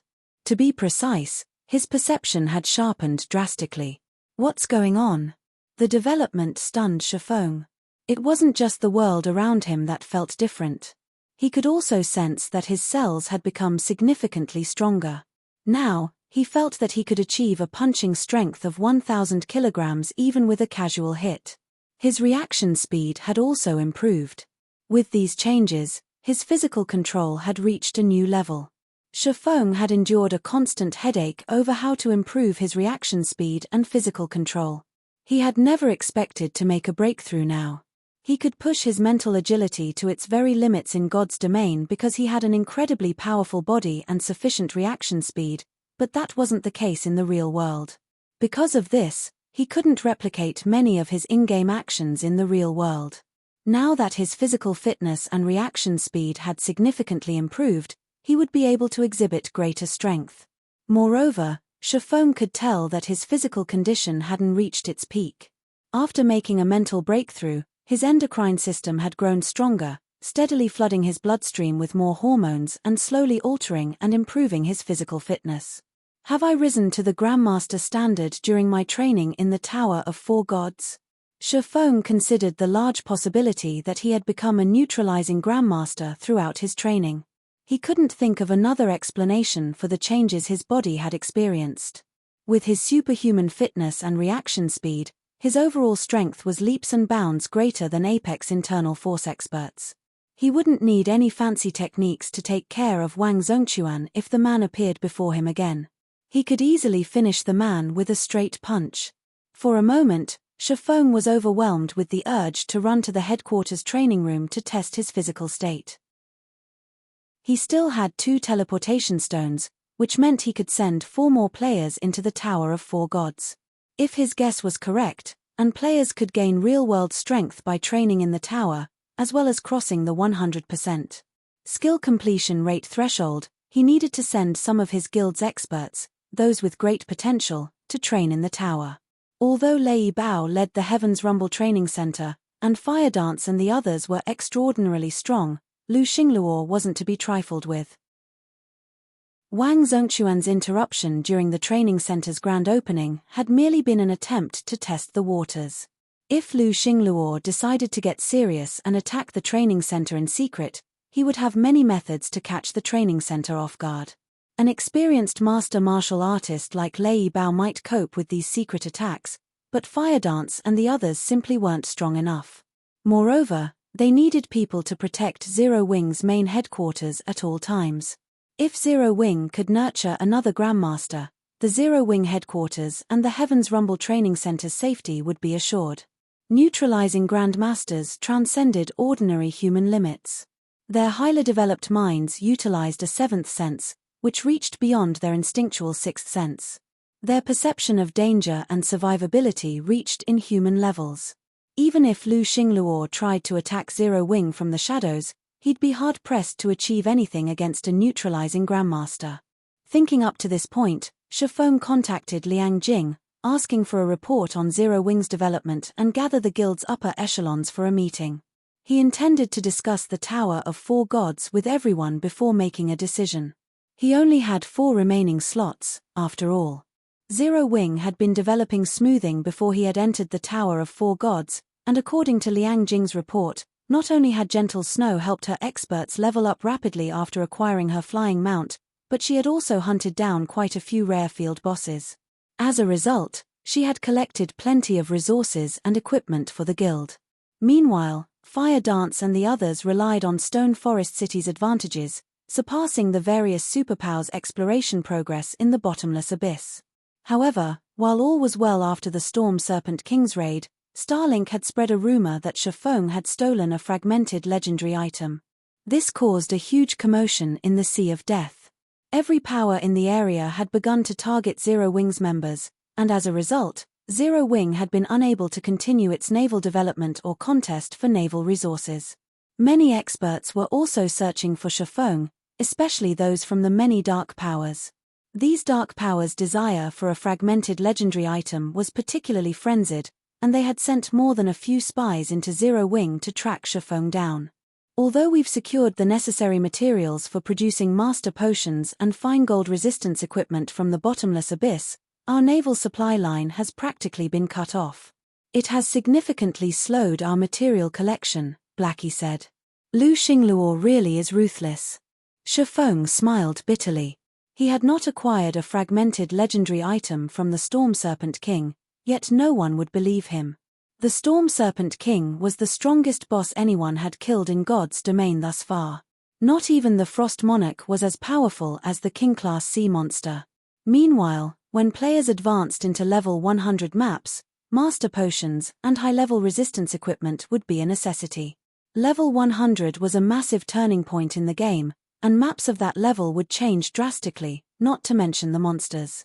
Without master potions and high-level resistance equipment, players would have no hope of survival in these maps. If players couldn't even survive in these areas, they'd have no chance of surviving in their Tier 3 promotion quest venues, which were far more dangerous.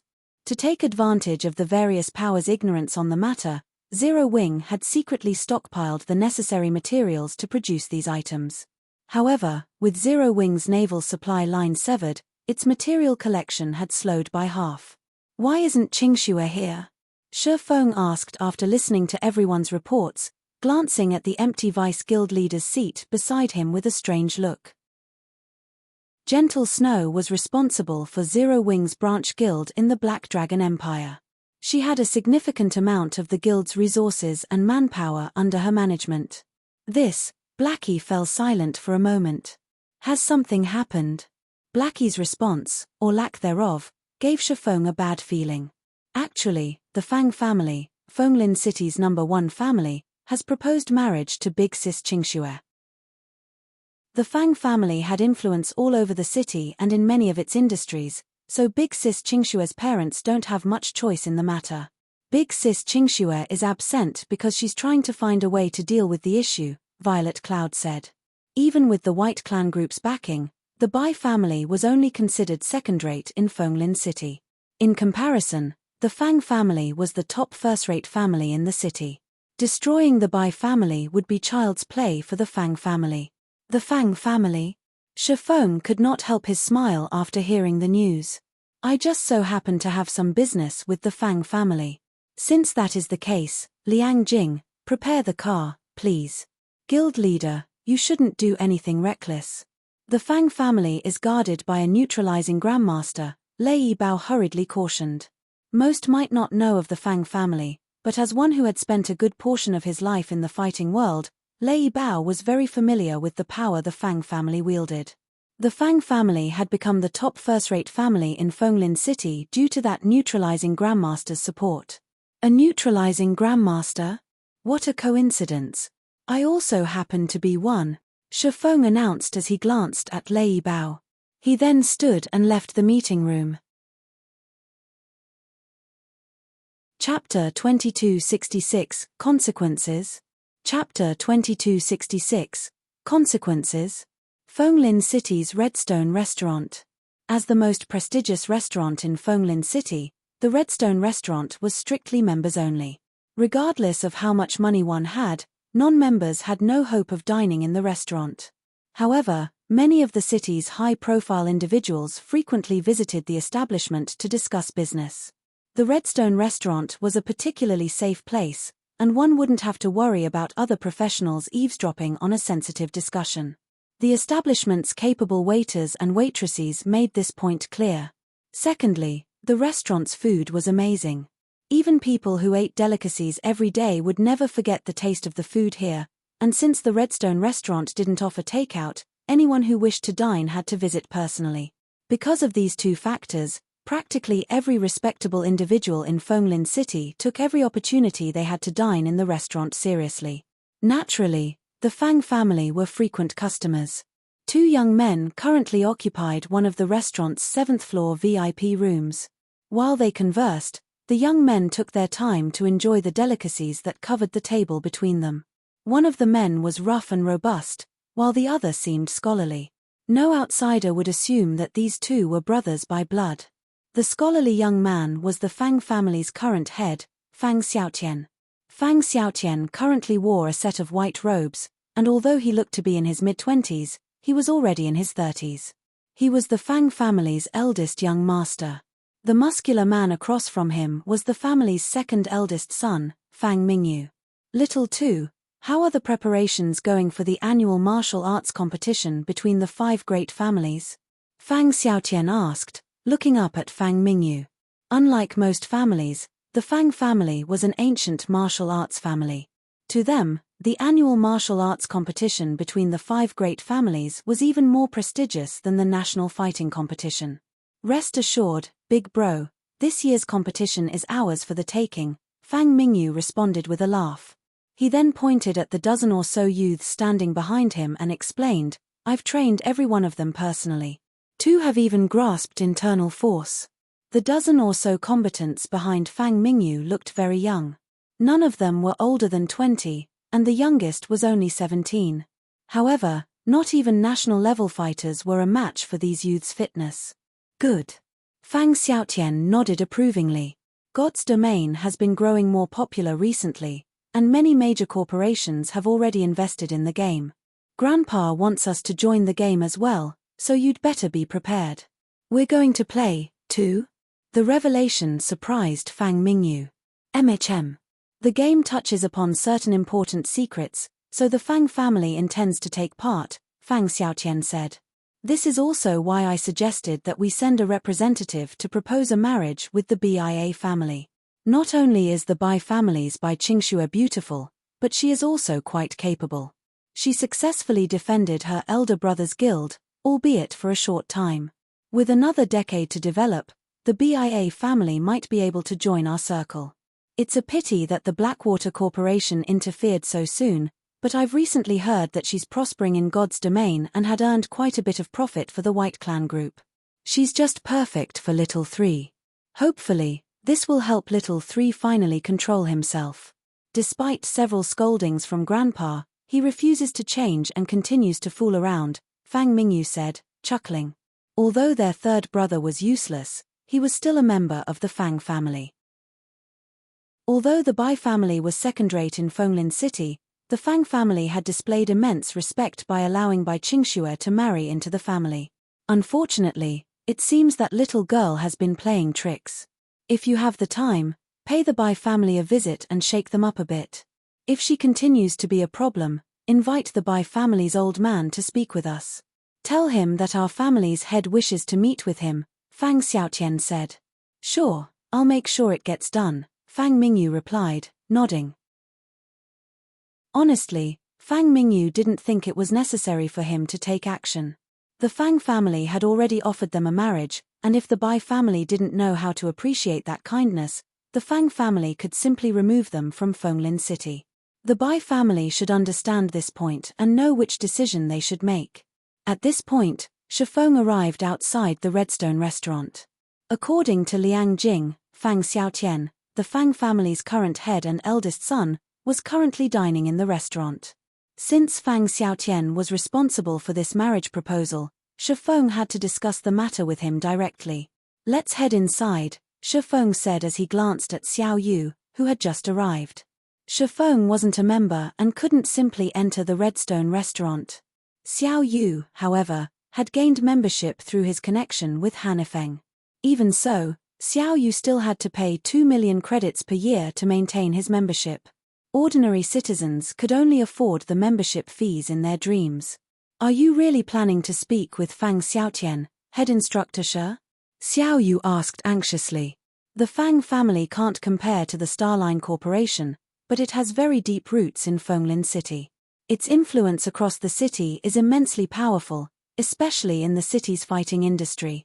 We've only opened the Heaven's Rumble Training Center recently. If we provoke Fang Xiaotian, I'm afraid the consequences will be.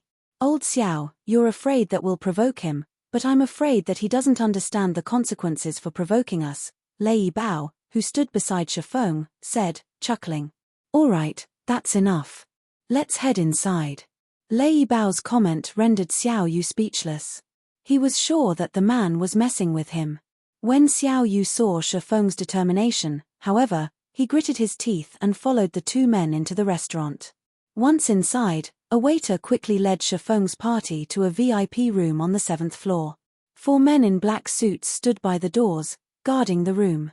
These people were none other than Fang Xiaotian's bodyguards, and they all radiated imposing auras. Although they merely stood there, it was clear that the 7th floor was under their observation. They would notice and react to any suspicious movement in the hall instantly. Even Lei Bao was a little intimidated by the 4 bodyguards. All 4 bodyguards were internal force experts, and in a small city, they'd easily become the bosses of the local fighting industry. However, these individuals had lowered themselves to guarding the Feng family's members. It was clear how much power the Fang family had. Sir, this is a private room. Outsiders are not allowed inside, one of the bodyguards declared as Shifeng's group approached. Tell young Master Fang that Heaven's Rumbles Shifeng wishes to chat with him, Shifeng replied, unperturbed. Please wait a moment, the bodyguard said. He then communicated Shifeng's request to the bodyguard in the room through his earpiece. The bodyguard in the room relayed the message immediately. Shifeng. Heaven's Rumbles Hall Master? Fang Xiaotian chuckled. It seems he's here to stand up for Bai Qingxue. He overestimates himself. He's just a new training center's hall master, yet he dares to interrupt us? Fang Mingyu said, frowning. It seems I've been away from Fenglin City for so long that these people have forgotten about me. Forget it. We'll just send them away, Fang Xiaotian decided after giving the matter some thought. The bodyguard beside Fang Xiaotian informed the bodyguards outside the room of his employer's reply and told them to deal with the problem. Suddenly, however, the room's doors burst open, and a young man entered the room, followed by Lei Bao and Xiao Yu. Chapter 2267 Initial Confrontation. Chapter 2267 Initial Confrontation. As Shifeng and his 2 companions entered the graceful, antique-styled room, Fang Xiaotian and Fang Mingyu stared at them in shock. Who allowed them inside? Fang Xiaotian demanded coldly as he glared at the open doors. He was furious. He had clearly instructed his bodyguards to chase Shifeng's group away, yet they had made it into the room. He hadn't heard a commotion outside the room, so he could only assume his bodyguards had allowed them to pass. However, Fang Xiaotian received no response as the seconds ticked by. The situation confused him. Had they all betrayed him? After considering the idea, he realized that would be impossible. The Fang family had paid a huge sum to train their bodyguards, so the men were absolutely loyal. Even if one of them had become a turncoat, there was no way that all 4 bodyguards had turned against him simultaneously. Save your energy, young Master Fang. Your bodyguards are already asleep, Shifeng explained when he noticed Fang Xiaotian's confusion. That's impossible. Fang Xiaotian denied Shifeng's claim instinctively. He was very familiar with the 4 bodyguard skills. They were only basic internal force experts, but if they worked together, they could even give a national fighting champion a run for his money. How could anyone knock all 4 of them unconscious without making a sound? Lai Bao could only shake his head and sigh from behind Shifeng. The cooperation between 4 basic internal force experts would certainly be a magnificent scene to behold, but compared to a true neutralizing grandmaster, they were little more than infants. With exceptional reaction speed, perception, and physical prowess, if a neutralizing grandmaster wanted to go somewhere, how could a bunch of bodyguards stop him? Fang Xiaotian ordered one of the bodyguards behind him to check on the 4 outside. When he reached the door, he found the 4 bodyguards unconscious in a corner of the hall. Young Master, Dao, the others, they're really unconscious, the bodyguard stammered. Silence filled the room, and Feng Xiaotian turned to evaluate Shifeng's group. It's no wonder why you were so confident to meet me here, Fang Xiaotian said. Despite his passed-out bodyguards, he didn't seem flustered. On the contrary, he maintained a calm attitude as he said, however, do you think this display will change my mind? Stop dreaming. I know who you are, Shifeng. You're Heaven's Rumble's Hall Master. You've already defeated Wang Zhongquan and shook Fenglin City's various dojos and training centers with your name alone. Moreover, you are one of Zero Wing's core upper echelons. Zero Wing has been developing quite nicely in God's domain and has become a pseudo-superpower. It is now an overlord on the Eastern continent. Now, the guild has been recruiting a large number of talented fighters through the Heaven's Rumble Training Center and is rapidly growing stronger in the game. However, this is the real world, not some game. In the real world, Zero Wing has no background or supporters. It's nothing. I wouldn't even need to lift a finger to deal with you. A few words would be more than sufficient to end your business in Fenglin City. Xiao Yu felt an immense weight drop on his shoulders as Fang Xiaotian spoke. Zero Wing wasn't afraid of financial suppression. Only small, hostile tricks could affect the guild and workshop. Fang Mingyu stood abruptly, looming like a brown bear in the room. Standing at 2-3 meters tall. His arms were thicker than a woman's thighs, and his tanned complexion made him look like a golden statue. Unbreakable. Someone's actually trained in the Honglian style to the unbreakable realm? Lei Bao stared at Fang Mingyu as he walked toward the group in utter shock. Training with the Honglian style was a painful toil. One had to submit themselves to hellish training tactics to master this martial art, which was several times more challenging than other styles. Even internal force experts would struggle to deal with the difficult training regiment, but if one could master the Honglian style, they'd become horrifically strong. With basic mastery, one could face off against ordinary internal force experts. Not only would a combatant's punch carry 1,000 kilos of force as an advanced master, but they'd also be able to take hits from an internal force expert without injury. Not even apex internal force experts would want to mess with an advanced Honglian-style practitioner. And yet, Fang Mingyu had fully mastered the Henglian style, reaching the unbreakable realm. If he fought someone like Wang Zhongquan, he could end the fight in one hit. Wang Zhongquan would be utterly helpless against Fang Mingyu. You are quite strong to take out 4 of my elder brother's bodyguards simultaneously. I'll give you a chance. Join the Fang family and sell us all of your Zero Wing shares. You'll receive your share of the pie once the Fang family owns Zero Wing. You will enjoy greater status and authority than you could ever enjoy in Zero Wing, Fang Mingyu offered as he approached Shifeng, his firm tone leaving no room for negotiation. Xiao Yu, who stood behind Shifeng, felt the strength drain from his legs. Fang Mingyu's aura was simply too frightening. Xiao Yu normally trained as well and had cultivated a relatively formidable aura through his year's work, yet he felt tiny before Fang Mingyu. Moreover, Fang Mingyu had something on him that most professional fighters did not: killing intent. As the man walked toward the trio, it felt like a mountain of corpses were lumbering toward him. What if I refuse? Shifeng calmly replied. Then I'll just have to take you back to the family. Once you're there, I'm sure you'll change your mind, Fang Mingyu said, laughing. You say that if I join the Fang family, I'll enjoy greater status and authority than I currently do in Zero Wing? Shifeng asked. That's right. You certainly qualify to receive such power, Fang Mingyu answered, nodding. My position in Zero Wing is quite high. Not only do the guild's vice-guild leaders have to listen to my commands, but every large-scale operation the guild considers must receive my permission first. Moreover, I am responsible for approving any decision regarding the guild's finances and development, Shifeng said after giving the matter some thought. As soon as Shifeng finished speaking, silence returned to the room. Are you toying with me? Fang Mingyu demanded, his expression darkening. If the Fang family annexed Zero Wing, not even Fang Xiaotian would have such immense authority, much less Fang Mingyu. I'm not. It is simply the truth, Shifeng said honestly. It seems you won't be convinced until you face reality. Since that is the case, you'll return with me, Fang Mingyu declared as he extended a hand to grab Shifeng by the shoulder. Although the action seemed innocent, how could the touch of one who had reached the unbreakable realm in the Honglian style be so simple? The grab was actually a technique with 13 transformations. Even if Shifeng were a lively monkey, there was no escaping Fang Mingyu's grip. However, As Fang Mingyu was about to clamp down on Shifeng's shoulder to immobilize the young man, Shifeng shrugged his shoulder slightly, so faint that the movement was barely discernible. As if he had been electrocuted, Fang Mingyu jerked back his hand. To an outsider, it would have looked like the larger man's hand had bounced off an invisible barrier.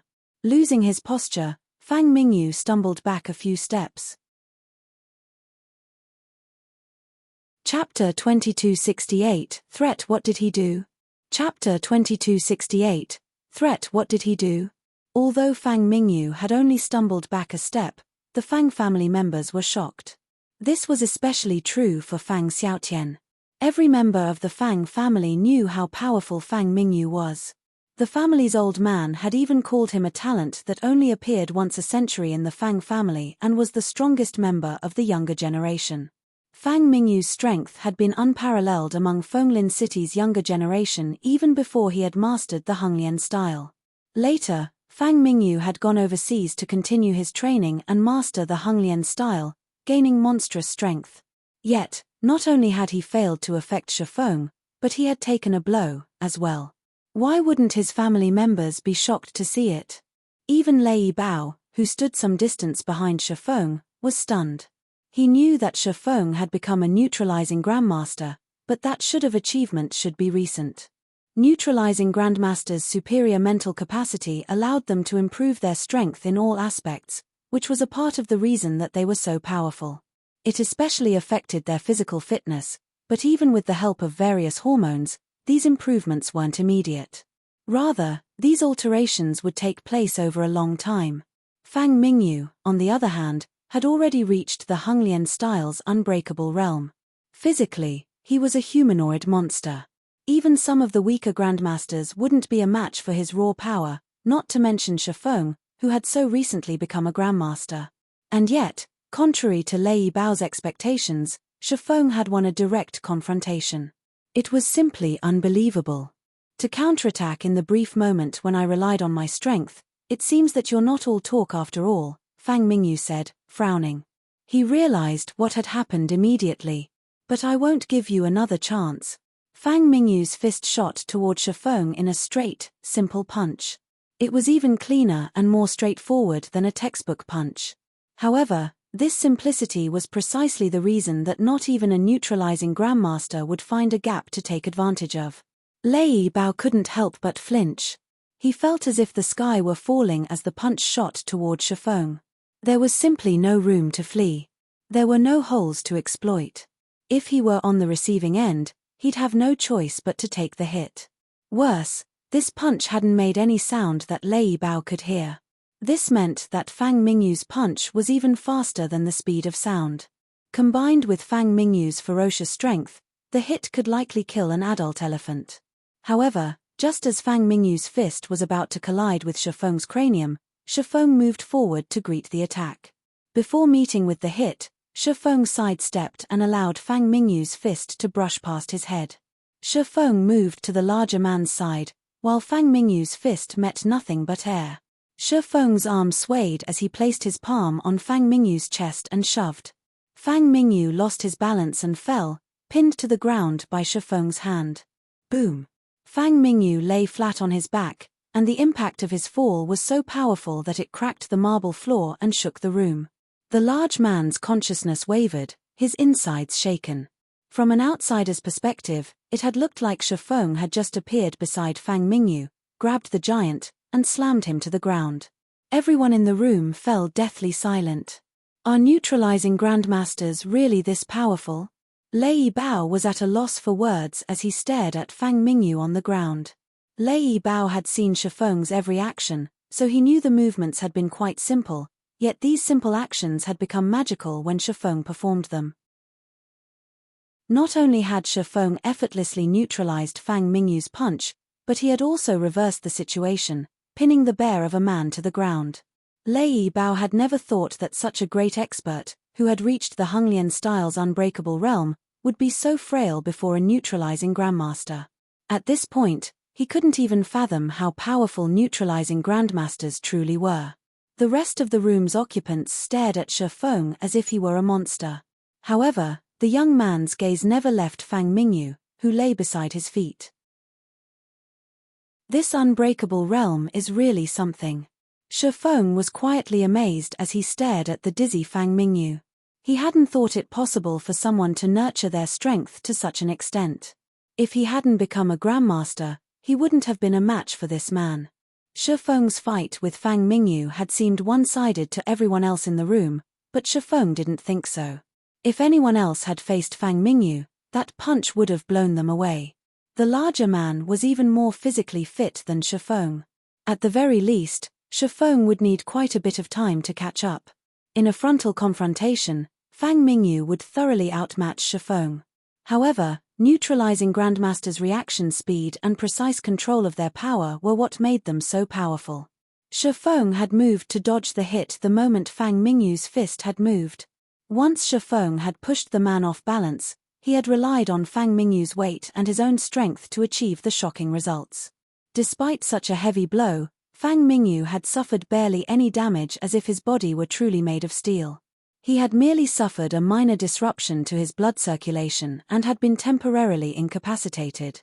After inspecting Fang Mingyu's condition, Shifeng looked up at the dumbfounded Fang Xiaotian, who sat on the other side of the table. Sensing Shifeng's gaze, Fang Xiaotian felt a chill crawl down his spine. "What are you trying to do? I'd advise you against messing around. This is the Redstone restaurant," Fang Xiaotian blurted out. The Redstone restaurant had branches all over the world, residing in any second-tier or above city. Although many major powers had desired the restaurant's special food and beverages, no one had successfully stolen the recipes. The restaurant's power was obvious. A little commotion within the restaurant was acceptable, but it wouldn't tolerate anything more than that. "Young Master Fang, you jest. Why would I act recklessly here?" Shifeng asked with a chuckle. Shifeng knew a little about the Redstone restaurant situation, so he knew the restaurant's rules. Even a neutralizing Grandmaster would suffer if they tried to provoke the Redstone restaurant. The moment Shifeng had entered the VIP room, he had sensed a powerful aura lock onto him. Although the aura didn't originate from a Grandmaster, the individual's spiritual prowess was quite high. Shifeng guessed that the individual was only a half step from becoming a Grandmaster. Shifeng approached the table, and Fang Xiaotian instinctively wanted to retreat. However, the mentality of a superior he had nurtured over many years allowed him to remain firm in his position. "What are you trying to do?" Gloomy, Fang Xiaotian snarled, "Even if you're immensely powerful, the Fang family's might in Fenglin City is beyond imagining. You shouldn't get so excited, young Master Fang. I'm here merely to chat with you," Shifeng said as he sat in Fang Mingyu's original seat. He glanced at Fang Xiaotian and continued, "I know you wish to annex Zero Wing starting with Gentle Snow, but I'd advise that you abandon that notion while you still can. Zero Wing will be taking charge of this matter. You might have great authority and strength under your command, but you shouldn't forget that not even an entire country can protect you if your enemy is close." After Shifeng's statement, a biting cold assaulted everyone in the room. For a moment, these individuals felt as if they stood before the gates of hell. After 2 seconds of this cold, it vanished as if it had never happened. However, Fang Xiaotian's back was drenched in sweat, and by the time he snapped out of his gaze, Shifeng had stood and left the room. Chapter 2269 Silver Membership. Chapter 2269 Silver Membership. When they realized Shifeng was leaving, Lei Bao and Xiao Yu followed after him. "Are we really going to leave, just like that?" Xiao Yu worriedly asked Shifeng. "I doubt those brothers will let this matter rest so easily." "They definitely won't let this matter rest, but I merely came to greet them and ensure that they understand how useless little tricks are against us," Shifeng nonchalantly explained.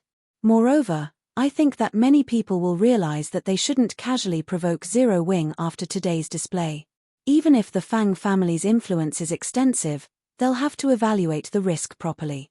Realization dawned on Xiao Yu as he listened to Shifeng.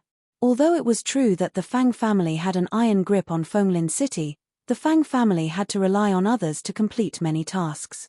Now that Shifeng had shown that he could suppress Fang Mingyu, the strongest member of the Fang family's younger generation, the Fang family's prestige would take a blow, while the event would bolster Zero Wing's reputation.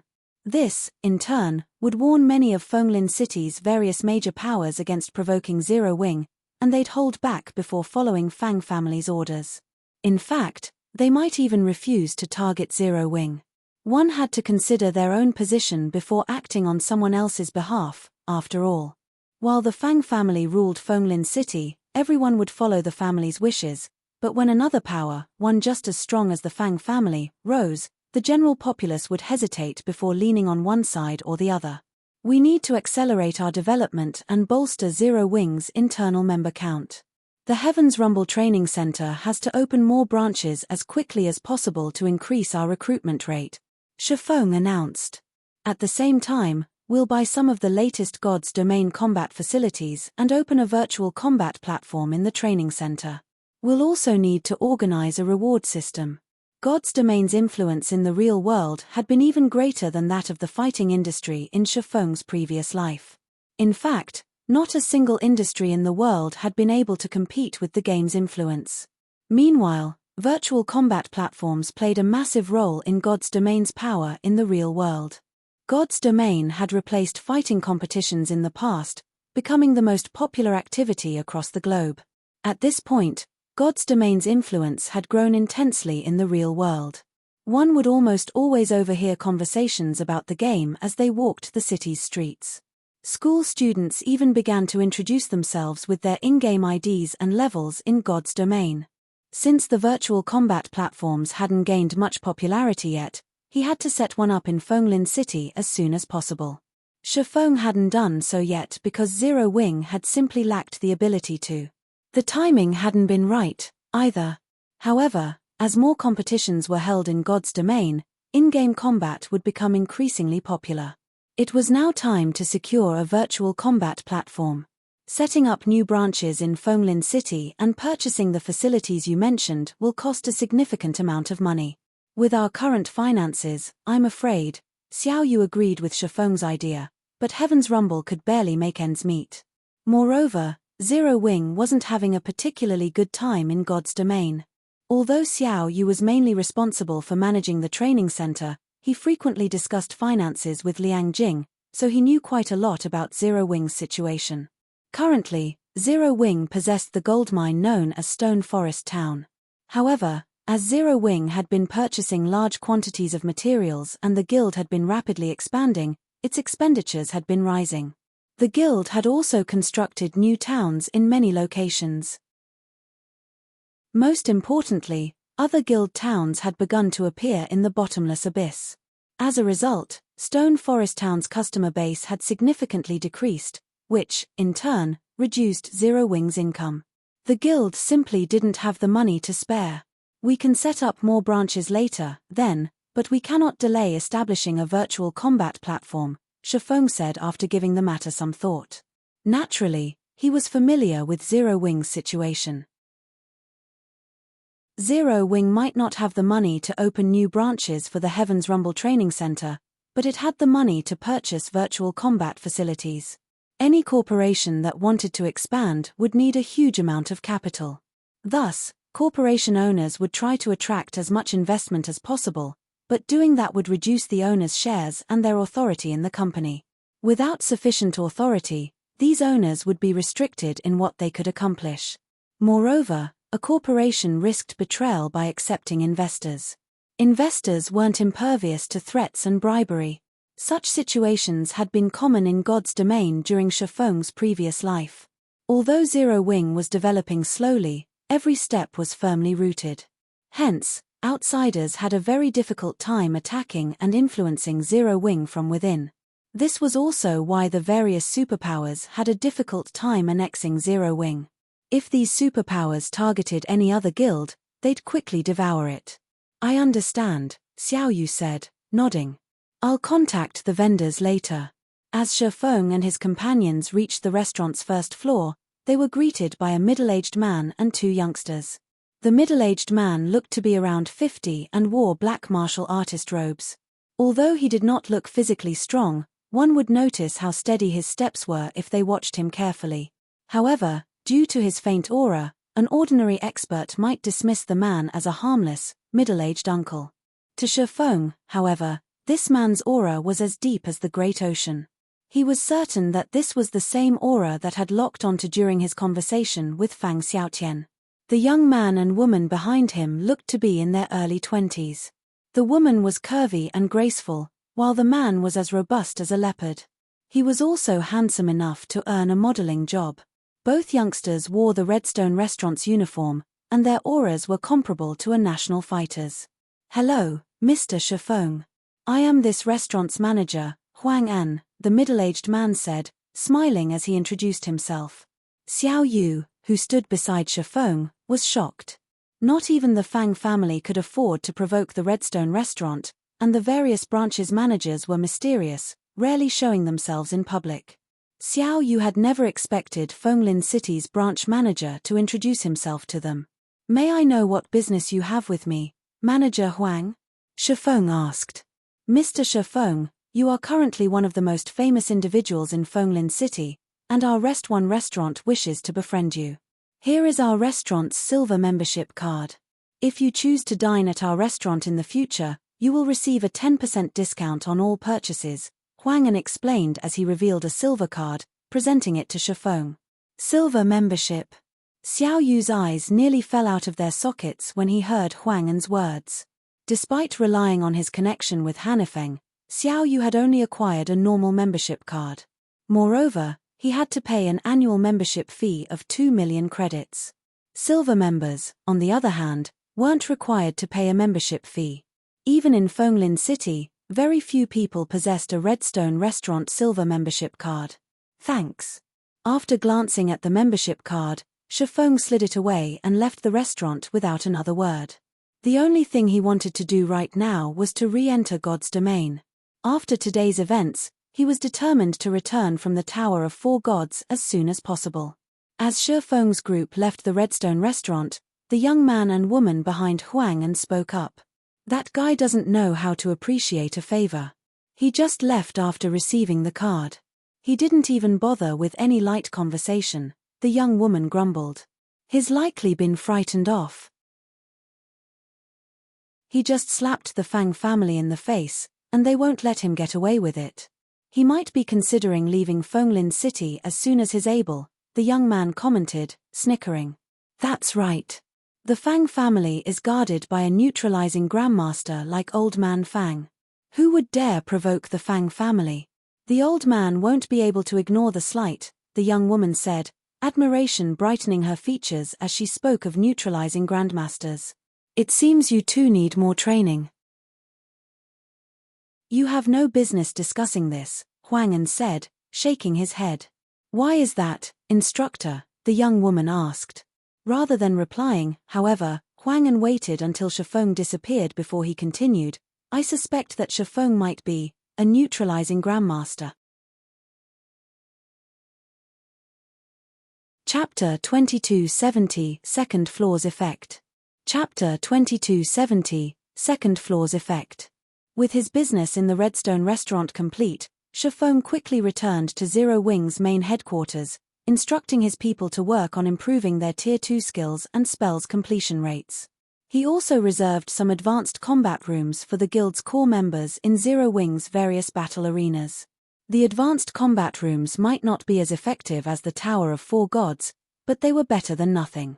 Meanwhile, Xiao Yu began to organize the purchases to set up the virtual combat platform for the Heaven's Rumble Training Center. "Blackie, I'm afraid I'll have to spend quite some time in the Tower of Four Gods. While I'm gone, I want you to focus on collecting ancient origin wood and diamond wood. Also, have Qingxue lead the main force members to the Sea of Death's Tide Vortex to grind monsters. The monsters there should drop something called the Tide Stone Fragment," Shifeng said. "Collect as many fragments as you can. I will need them." Players could only enter the Tower of Four Gods once every 360 days, and he couldn't just leave the tower and waste the opportunity. After completing the trials on the first floor, however, he realized that completing the rest would take a long time. Meanwhile, more powers had begun to shift their focus to the sea. As a result, Dragonheart City had become more important in the game. If Zero Wing wished to continue its rapid development while collecting enough funds to set up more Heaven's Rumble Training Center branches, it would have to establish itself in Dragonheart City as soon as possible. To do that, Zero Wing needed to increase its popularity in the city. That way, Zero Wing could establish a guild residence, allowing easy teleportation to the city for its members. This was also why the various large guilds were pushing their members to complete quests in Dragonheart City.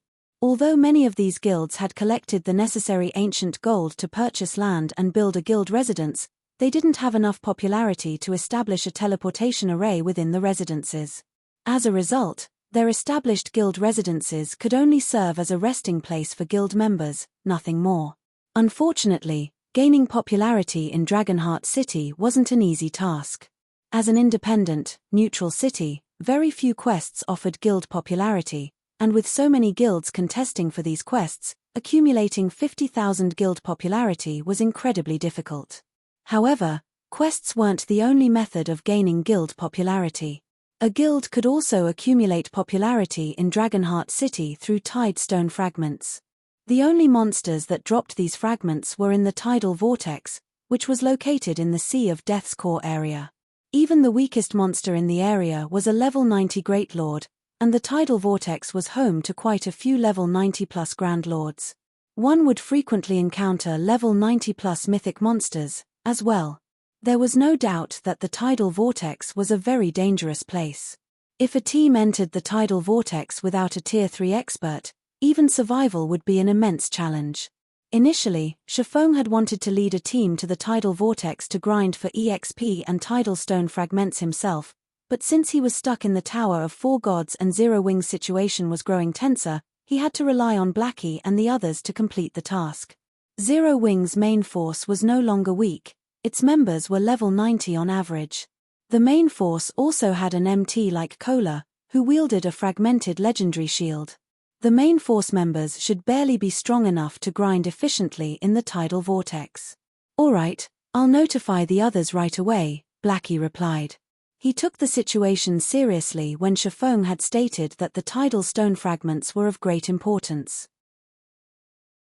He left Shifeng's room immediately to notify the other main force members. Once Blackie left, Shifeng lay in his virtual gaming cabin and logged back into God's domain to clear the Tower of Four Gods trials as quickly as possible. As God's domain appeared around him, he returned to the temple with the six-headed hell snakes. System: kill 1,000 six-headed hell snakes within 3 days. If you fail to complete this task in the stipulated time, the challenge will automatically be regarded as a failure. Kill 1,000 of these things in 3 days. The second floor's first trial is much harder than the first floor's. Shifeng could not help but frown when he read the system notification. Although the first floor's first trial had required him to slay 1,500 twin-headed netherfire wolves, the wolves had been ordinary lords. These six-headed hell snakes, on the other hand, were bloodline creatures. Not only did the hell snakes have far more HP, but they also had special bloodline abilities. Killing these monsters would be far more difficult than killing the netherfire wolves, and the six-headed hell snakes roamed the temple in groups of 2 or 3. Even a refinement realm expert of the same level would struggle to kill all 1,000 hell snakes in 3 days. Once the brief invulnerability buff he received for logging back in faded, Shifeng wasted no time as he charged toward a group of 2 six-headed hell snakes. Sure enough, the six-headed hell snakes were far more challenging than the twin-headed netherfire wolves. The moment the 2 hell snakes noticed Shifeng, all 12 heads attacked the swordsman with perfect coordination. Such a well-coordinated attack could likely kill an ordinary Tier 2 expert. To Shifeng, however, the hell snake's attacks lacked finesse. He responded by unsheathing Killing Ray, countering the 2 hell snake's asterisk attacks with his own secret technique, Lightning Flash. When the attacks collided, sparks flashed between them.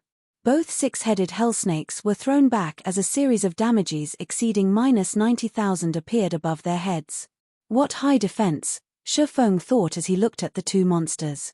Killing Ray had only left a white mark on the hell snake's asterisk scales, failing to cut through. The hell snake's defense could practically rival a Grand Lord's. Could this be their special ability? Killing Ray was a top-tier epic weapon, and when paired with his strength, he could easily slice through the flesh and meat of a Grand Lord of the same level, yet he had failed to injure the Lord-ranked six-headed hell snakes. The only explanation he could think of was their bloodline ability. This was the bloodline ability that players detested more than any other. Players' damage in God's domain depended on their basic attributes, as well as any injuries they inflicted on monsters. Skin, muscle, and bone damage could significantly affect players' overall damage. This was why players constantly sought high-quality weapons later in the game. Even without incredibly high basic attributes, players could rely on sufficiently powerful weapons to deal even more damage than players with high attributes and weaker weapons.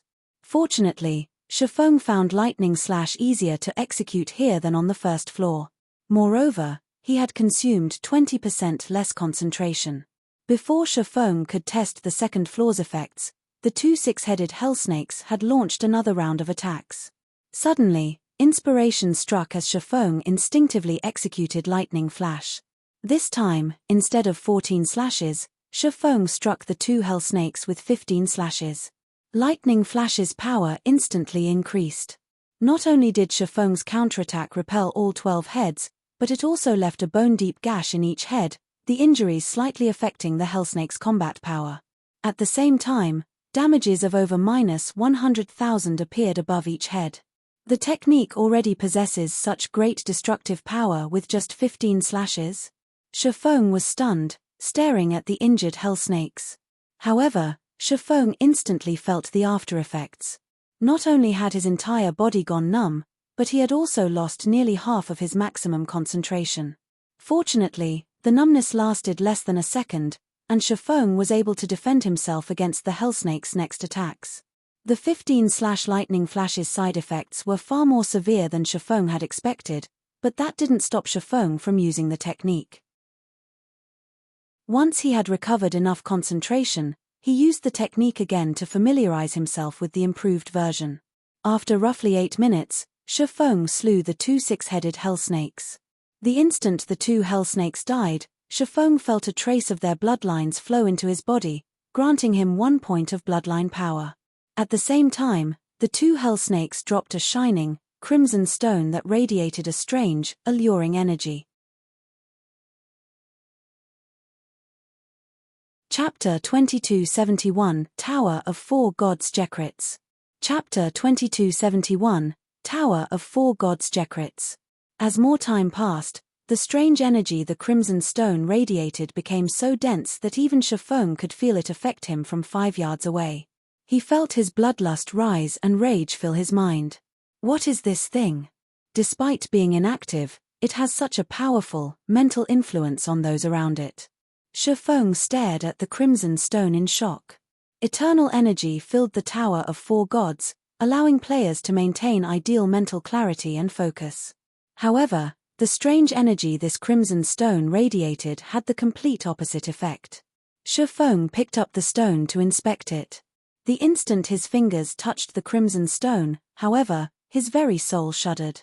He felt, for a moment, as if he stood in a sea of blood and gore. Powerful, violent energy assaulted his body, weakening the eternal energy's effects. Contaminated soul fragment. Shifeng was dumbfounded after inspecting the stone. How is this possible? The crimson stone was a fragment of condensed souls. A soul was intangible in the real world and in God's domain. Trying to make a soul tangible was an excruciatingly difficult process. Normally, a soul could only take on a physical form with the help of divine items. Take the soul orb, a fragment of the treasure of illusion, for example. It could be used to absorb a portion of a player's soul and use the collected souls to create soul water. The ancient gods' literature fragment could also absorb the souls of half-dead creatures to create soul essence.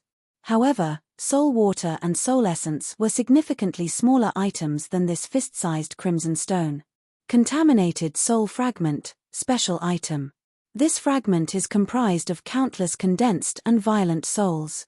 It contains dense soul power and can be merged with any creature's soul to achieve ascension. However, doing so will subject the target to intensely oppressive effects. This fragment can only exist within the Tower of Four Gods. It will disappear upon leaving the tower. It's no wonder why the Or Empire's founding emperor was so bloodthirsty. So, that was due to this thing. Realization dawned on Shifeng after reading the contaminated soul fragment's description. So, the opportunity everyone referred to was this stone. The Tower of Four Gods had been responsible for the rise of countless powerhouses in God's domain, including the founders of empires. These individuals' powerful souls were a large part of the reason they had gained the strength to lord over a country. After all, souls were the root of everything, including players. If players' souls were extinguished, they'd have to start a new account if they wished to continue in God's domain. If players could strengthen their souls, they'd have an easier time mastering skills, spells, and combat techniques. Their physiques would improve, as well. When one gained a new tier in God's domain, their soul ascended. If a person's soul ascended by other means, they'd improve in all aspects. And now, Shifeng learned that soul fragments, which could help one's soul forcibly ascend, dropped in the Tower of Four Gods. One could easily imagine how great of an opportunity this was. It was no wonder why even Tier 6 God-ranked players had fought to enter the tower. Absorbing such violent souls will likely be a major challenge for players. Absorbing too many of these contaminated soul fragments is likely impossible. Shifeng gave the crimson stone in his hand a disappointed look. He only held the contaminated soul fragment, yet it had such a powerful effect on his mental state. Moreover, it was surrounded by eternal energy. Its effects would likely be many times stronger in the outside world. Shifeng couldn't even imagine what would happen if he absorbed this thing. He estimated that absorbing 2 contaminated soul fragments would be his limit. Any more, and it would affect his mental state. Of course, his limit was only this low because he was a Tier 2 player. He'd likely be able to absorb more contaminated soul fragments as he rose in tier. It was like adding salt to water. Once the water was saturated, no more salt would dissolve. In this case, the violent energy within the contaminated soul fragment was the salt, while his soul was the water. If his soul couldn't absorb the violent energy, the excess would affect his mind. Suddenly, Shifeng had an idea. It was too risky to absorb the violent energy, but the crimson stone itself was condensed soul's essence. He might be able to absorb only the soul power within the fragment by relying on the ancient gods' literature fragment. The ancient gods' literature fragment's soul absorption skill absorbed soul power. The half-dead creatures only referred to monsters when their HPs hit 0. As the corpses disappeared, their physical bodies no longer protected their souls, and the souls could wander. In this state, the ancient gods' literature fragment could then absorb the souls. The soul fragment was the condensed form of these wandering souls. Shifeng then pulled the ancient gods' literature fragment from his bag to experiment. If his experiment failed, so be it. If it succeeded, however, he would hit the jackpot. The ancient gods' literature fragment could, after all, strengthen a creature's soul without any side effects. He grew nervous as he used soul absorption on the contaminated soul fragment. The ancient gods' literature fragment began to glow, and the violent energy within the contaminated soul fragment flared as if it were trying to resist the literature fragment's power. However, the literature fragment had been carefully crafted by an ancient god. How could violent souls possibly resist? The fist-sized crimson stone turned to dust in Shifeng's hand in less than 5 seconds, and Shifeng had acquired a single drop of soul essence. Wonderful! Shifeng rejoiced over the result. Condensing a soul essence was extremely difficult. First, he had to choose a monster that met the minimum level requirement. Soul absorption would not work on monsters that were a lower level than he was. Second, the target had to be sufficiently powerful. Great Lords were likely the lowest limit. Considering that he hadn't reached level 90 when he had hunted the level 102 Great Lord-ranked skeleton generals, he guessed that not even souls from level 100 Great Lords would yield him any soul essence once he reached level 100. At the very minimum, he had to target level 100 Grand Lords. Moreover, soul absorption had a 6-hour cooldown. It wouldn't do him any good to grind one boss after another, and he didn't have the free time to hunt a powerful boss every 6 hours. However, he was currently stuck in the Tower of Four Gods and had nothing better to do. So, he might as well use this opportunity to collect soul essence. Moreover, he couldn't take the contaminated soul fragments outside the Tower of Four Gods. It was wonderful news that he could use the ancient gods' literature fragment to convert the contaminated soul fragments into a form that he could take with him when he left. Following which, Shafong continued through the tower's trials, collecting bloodline power and stockpiling soul essence. Due to the generous EXP these monsters provided, he leveled even faster than he would grinding elsewhere. Fortunately, these trials, which would be challenging to normal Tier 2 players, were no problem for Shafong. His life within the Tower of Four Gods was actually quite relaxing. Once he cleared a floor, he rested for a day and returned to the real world to check up on Zero Wing's situation. However, once he reached the third floor, he found the trial to be a bit challenging. Not only were the third floor's monsters bloodline creatures, but they were also of a higher rank than those on the second floor. The first trial alone tasked Shafong with killing 900 High Lords of the same level. Even peak experts would need a long time to complete the task. Killing all 900 would be utterly impossible in 3 days. Shafong had only completed the task thanks to his superior basic attributes and the secret technique, Lightning Flash. During the third floor's second trial, Shafong had to face Great Lords, and he had to kill 300 of them in 3 days. Even Shafong had barely managed to complete the trial. After killing the 300 Great Lords, Shafong had risen to level 99, only one level away from the level 100 threshold. It was at this point that he had finally collected the 100 bloodline power he needed and accumulated 86 drops of soul essence. If not for the contaminated soul fragments' low drop rate, he would have had more. When Shafong completed the third floor's second trial, the scene around him changed, and he found himself in the same Colosseum he had visited during the first floor's third trial. However, instead of 10 giant gladiators, an ordinary human stood on the elevated platform.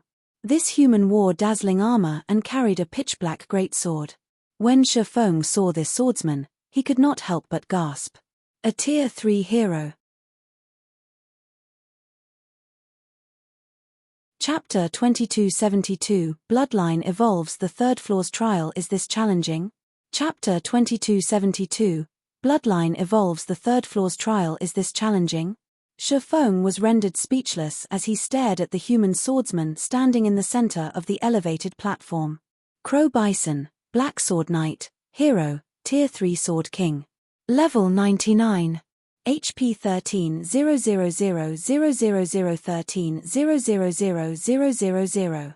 Practically every player in God's domain knew that NPCs were not to be provoked by this stage of the game, yet many were still unaware that there were even massive differences between NPCs. Take the NPC giants Shafong fought on the first floor, for example. They possessed powerful racial traits that granted them superior combat power. The combat power giants wielded ranked at the top among NPCs of the same tier, but comparing an ordinary NPC giant to a hero was like comparing a candle flame to the sun. However, comparing an ordinary NPC giant to a hero was like comparing a candle flame to the sun. Heroes had completed the trial of God and received a god's blessing. Their combat power was unparalleled among those of the same rank. Powerful heroes could even slay an adult dragon by themselves. They were akin to kingdoms and empires' guardian saints. Many Tier 5 Apex experts in Shafong's previous life had grown conceited and would frequently attack kingdoms and empires' caravans. In the end, many of them had encountered hidden NPC heroes and received a painful beating. These experts hadn't been able to escape and had been locked up in prison for their crimes. Why wouldn't Shafong be stunned to learn that he had to face a Tier 3 hero?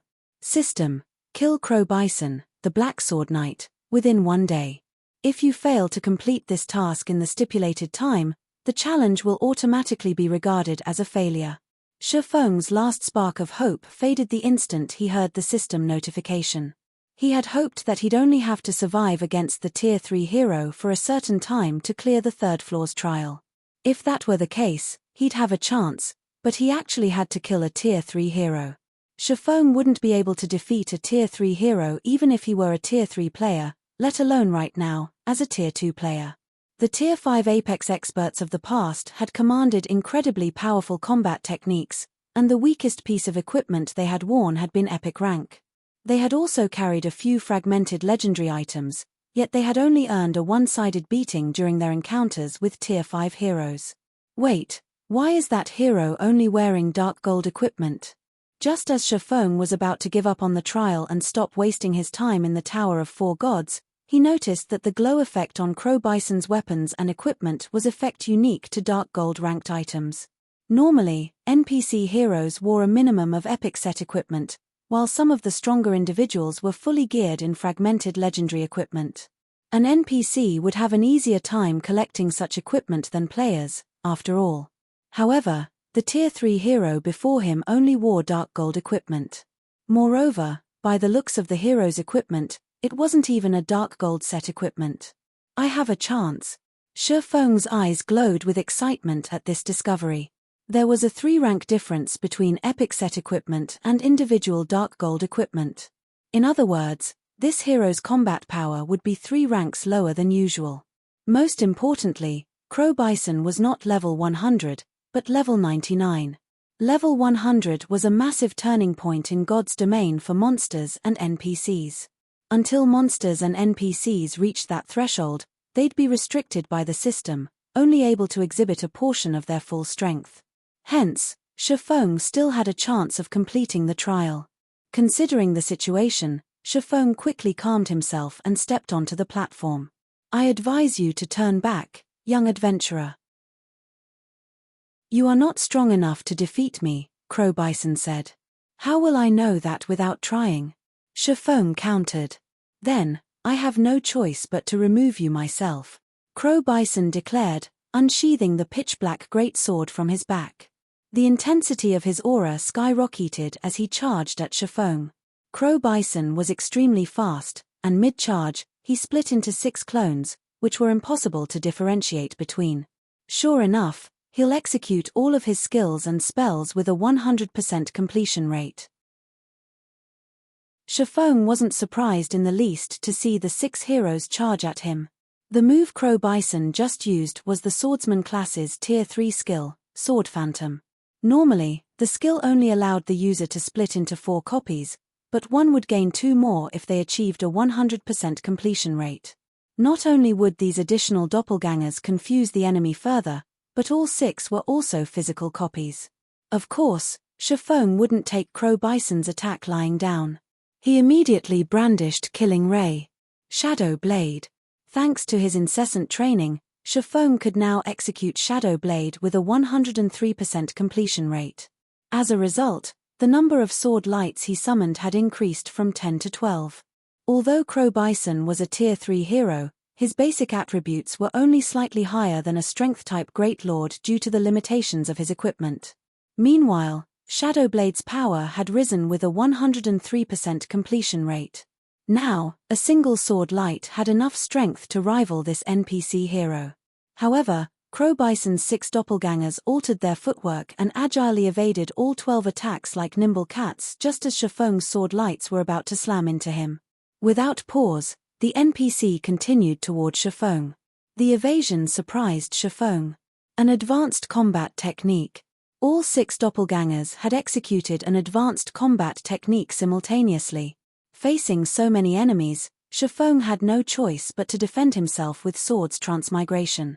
Shifeng had improved his use of Swords Transmigration during his training in the Tower of Four Gods as well. Now, he could deflect 6 simultaneous attacks without trouble. However, the instant the 2 swordsmen's attacks were about to collide, Crow Bison's 6 strikes converged into 2. Shifeng felt 2 powerful forces strike his blades, the combination attack containing so much strength that he couldn't defect. The impact threw Shifeng over 10 yards away as he lost nearly 10,000 HP. A bronze combat technique? Shifeng stared at the Tier 3 NPC hero in shock. Shifeng had used a bronze defensive combat technique, yet he hadn't been able to deflect Crow Bison's attacks. Moreover, he had taken damage from the attempt. He could only assume that this was because Crow Bison's offensive combat technique was bronze rank as well. Although Shifeng had known that NPC heroes were immensely powerful, unparalleled among those of the same tier, he hadn't expected them to be this powerful. It was no wonder why Crow Bison could exhibit 100% of his combat power if NPC heroes could casually execute advanced and bronze combat techniques. Not even a domain realm expert could achieve such a feat. Before Shifeng could steady himself, Crow Bison's main body transformed into a streak of pitch-black light, arriving before his opponent almost instantly. Tier 3 skill, Spatial Slash. Normally, Spatial Slash only yielded one attack, yet in Crow Bison's hands, it had produced 3, each with the strength of a mythic monster. Unfortunately, Shifeng didn't have time to employ a defensive maneuver against the speed of this attack. As a result, he was forced to activate Defensive Blade. Shifeng suffered defeat in less than a minute due to his disadvantage in terms of basic attributes, skills, and combat standards. After his death, he automatically respawned at the bottom of the elevated platform. His combat power might be 3 ranks lower than normal, but is still so powerful. It is no wonder why most Apex experts in the past ran away from heroes. Looking up, Shifeng gave Crow Bison a bitter smile. Not only was Crow Bison capable of effortlessly executing bronze combat techniques, but he also had a 100% completion rate with all of his skills. A Tier 3 player had no hope of defeating him. Not even Shifeng's current combat power was a match for this NPC hero. My combat power is still weaker than his, but I might have a chance of victory if I can gain a basic attribute advantage. After the first fight, Shifeng realized that the difference between their strength wasn't as large as he had assumed. His gaze shifted toward the Frost Iron Bloodline's attribute panel. The Frost Iron Bloodline has already increased my strength so drastically. If I can upgrade it to an advanced bloodline, my attributes should climb even higher. With little choice, Shifeng tapped on the Frost Iron Bloodline's attribute panel and chose to evolve it. Chapter 2273 Advanced Fused Bloodline. Chapter 2273 Advanced Fused Bloodline. As soon as Shifeng chose to evolve the Frost Iron Bloodline, the 100 bloodline power he had accumulated transformed into a purple and gold gas that flowed throughout Shifeng's body. As the gas spread throughout his body, Shifeng felt as if he were being burned alive. His heart, however, remained icy cold. At the same time, divine runes began to appear on his body. Initially, the divine runes seemed fragmented, but as the purple-gold gas fused with Shifeng, the divine runes completed. After 10 seconds or so, the gas had fused with Shifeng, and a set of complete divine runes had tattooed his body. His aura had changed slightly, as well. If Shifeng had felt like a mighty wolf before, he was now as imposing as a majestic lion. His strength had undergone a qualitative transformation. There's such a huge difference between the Frost Iron Bloodline's basic and advanced versions. Shifeng was a little surprised when he sensed the changes to his body. Frost Iron Bloodline, Fused Bloodline. Increases players' compatibility with melee skills and reaction speed.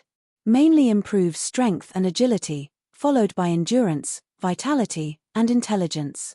Statistically, the Frost Iron Bloodline had barely changed, yet Shifeng could feel the difference in him quite clearly. Currently, he had massively improved in various aspects. His strength attribute was now only slightly lower than that of a Grand Lord of the same level, and his reaction speed had risen to rival what he had enjoyed in his previous life as a Tier 3 Sword King. Shifeng immediately unsheathed Killing Ray and executed Shadow Blade.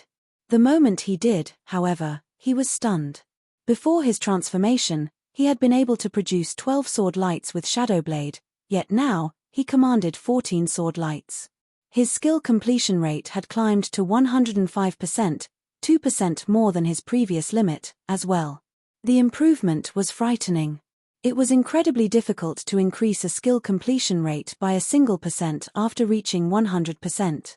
It was even more of a challenge than raising one's completion rate from 99% to 100%. After nearly 2 weeks in the Tower of Four Gods, he had only increased his Shadow Blade completion rate to 103%, and he still couldn't hit that rate reliably.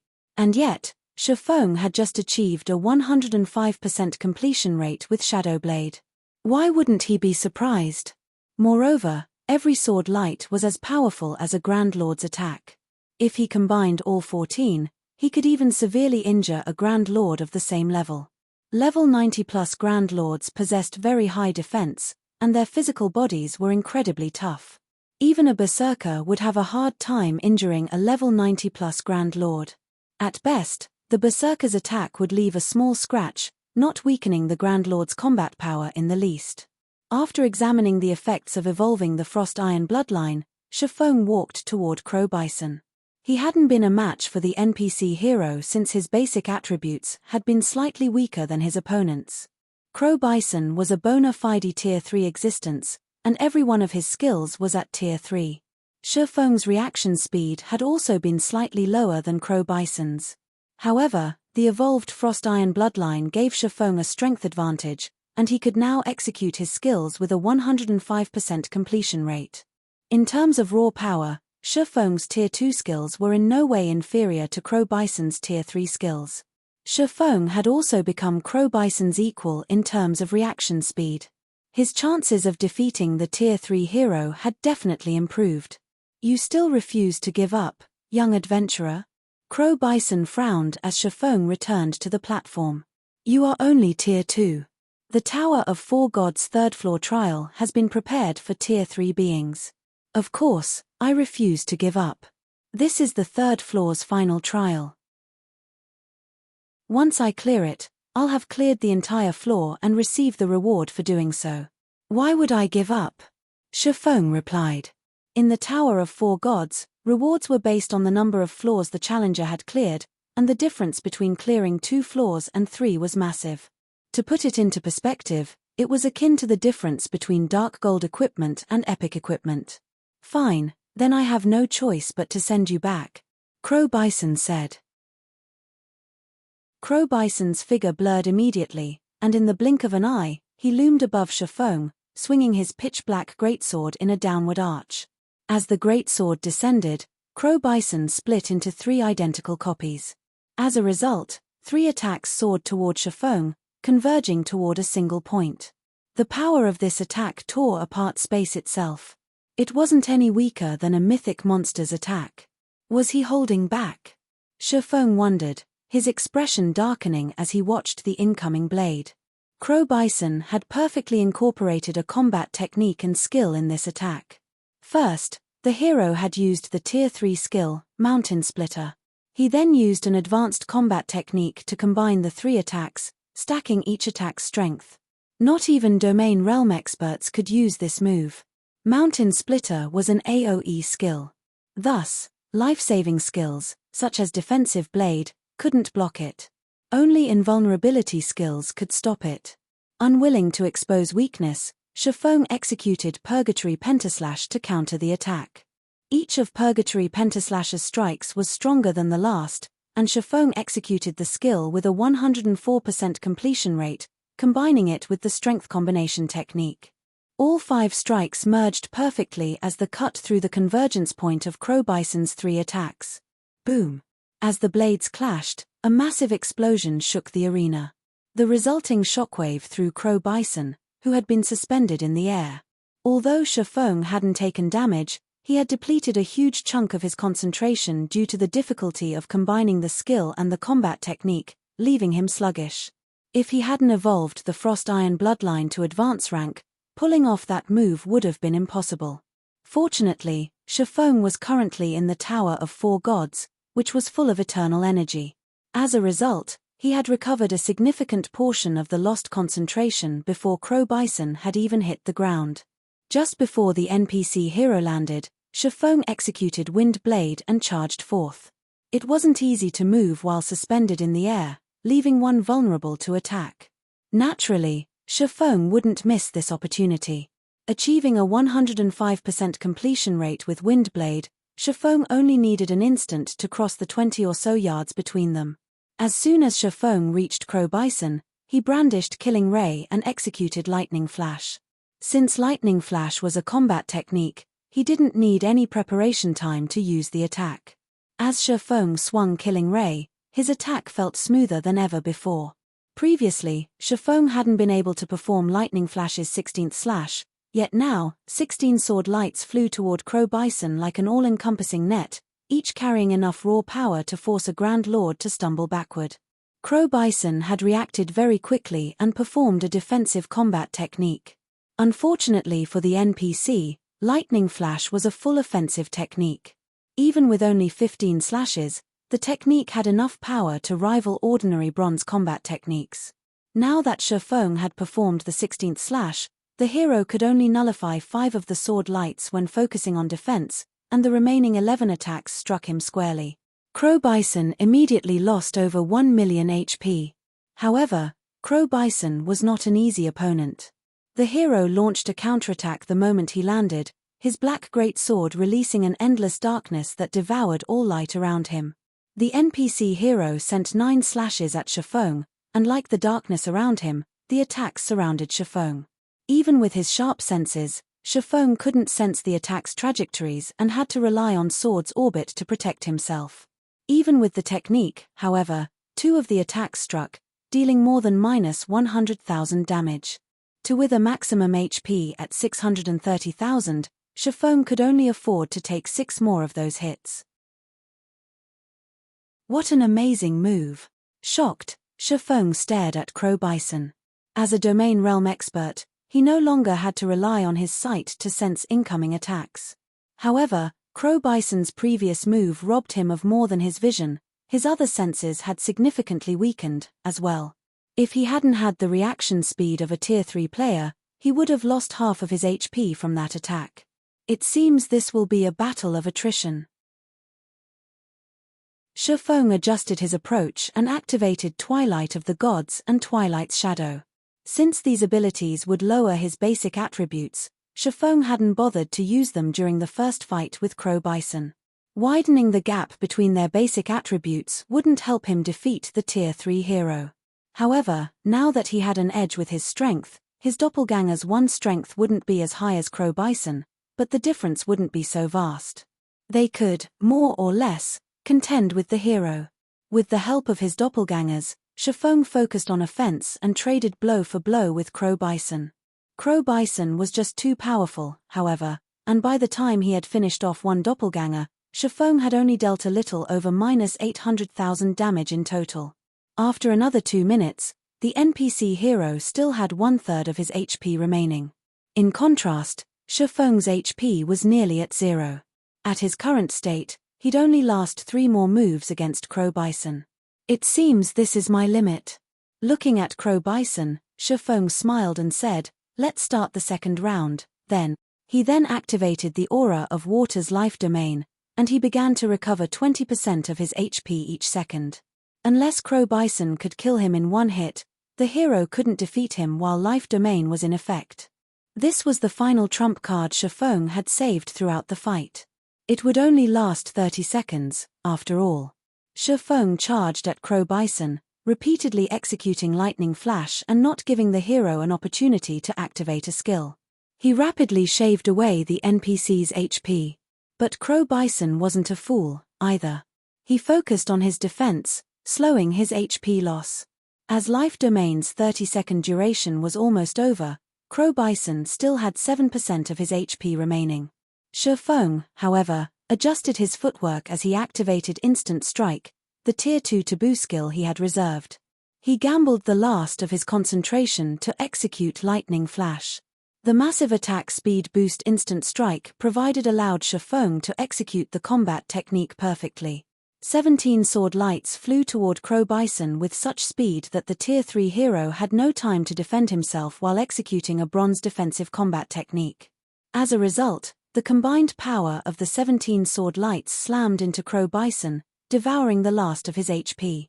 System: congratulations. You have defeated the hero, Crow Bison, and cleared the Tower of 4 Gods' 3rd floor trial.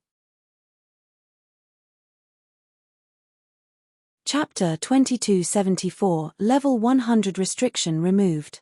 Chapter 2274, Level 100 Restriction Removed. The instant Crow Bison died, Shifeng's experience bar skyrocketed.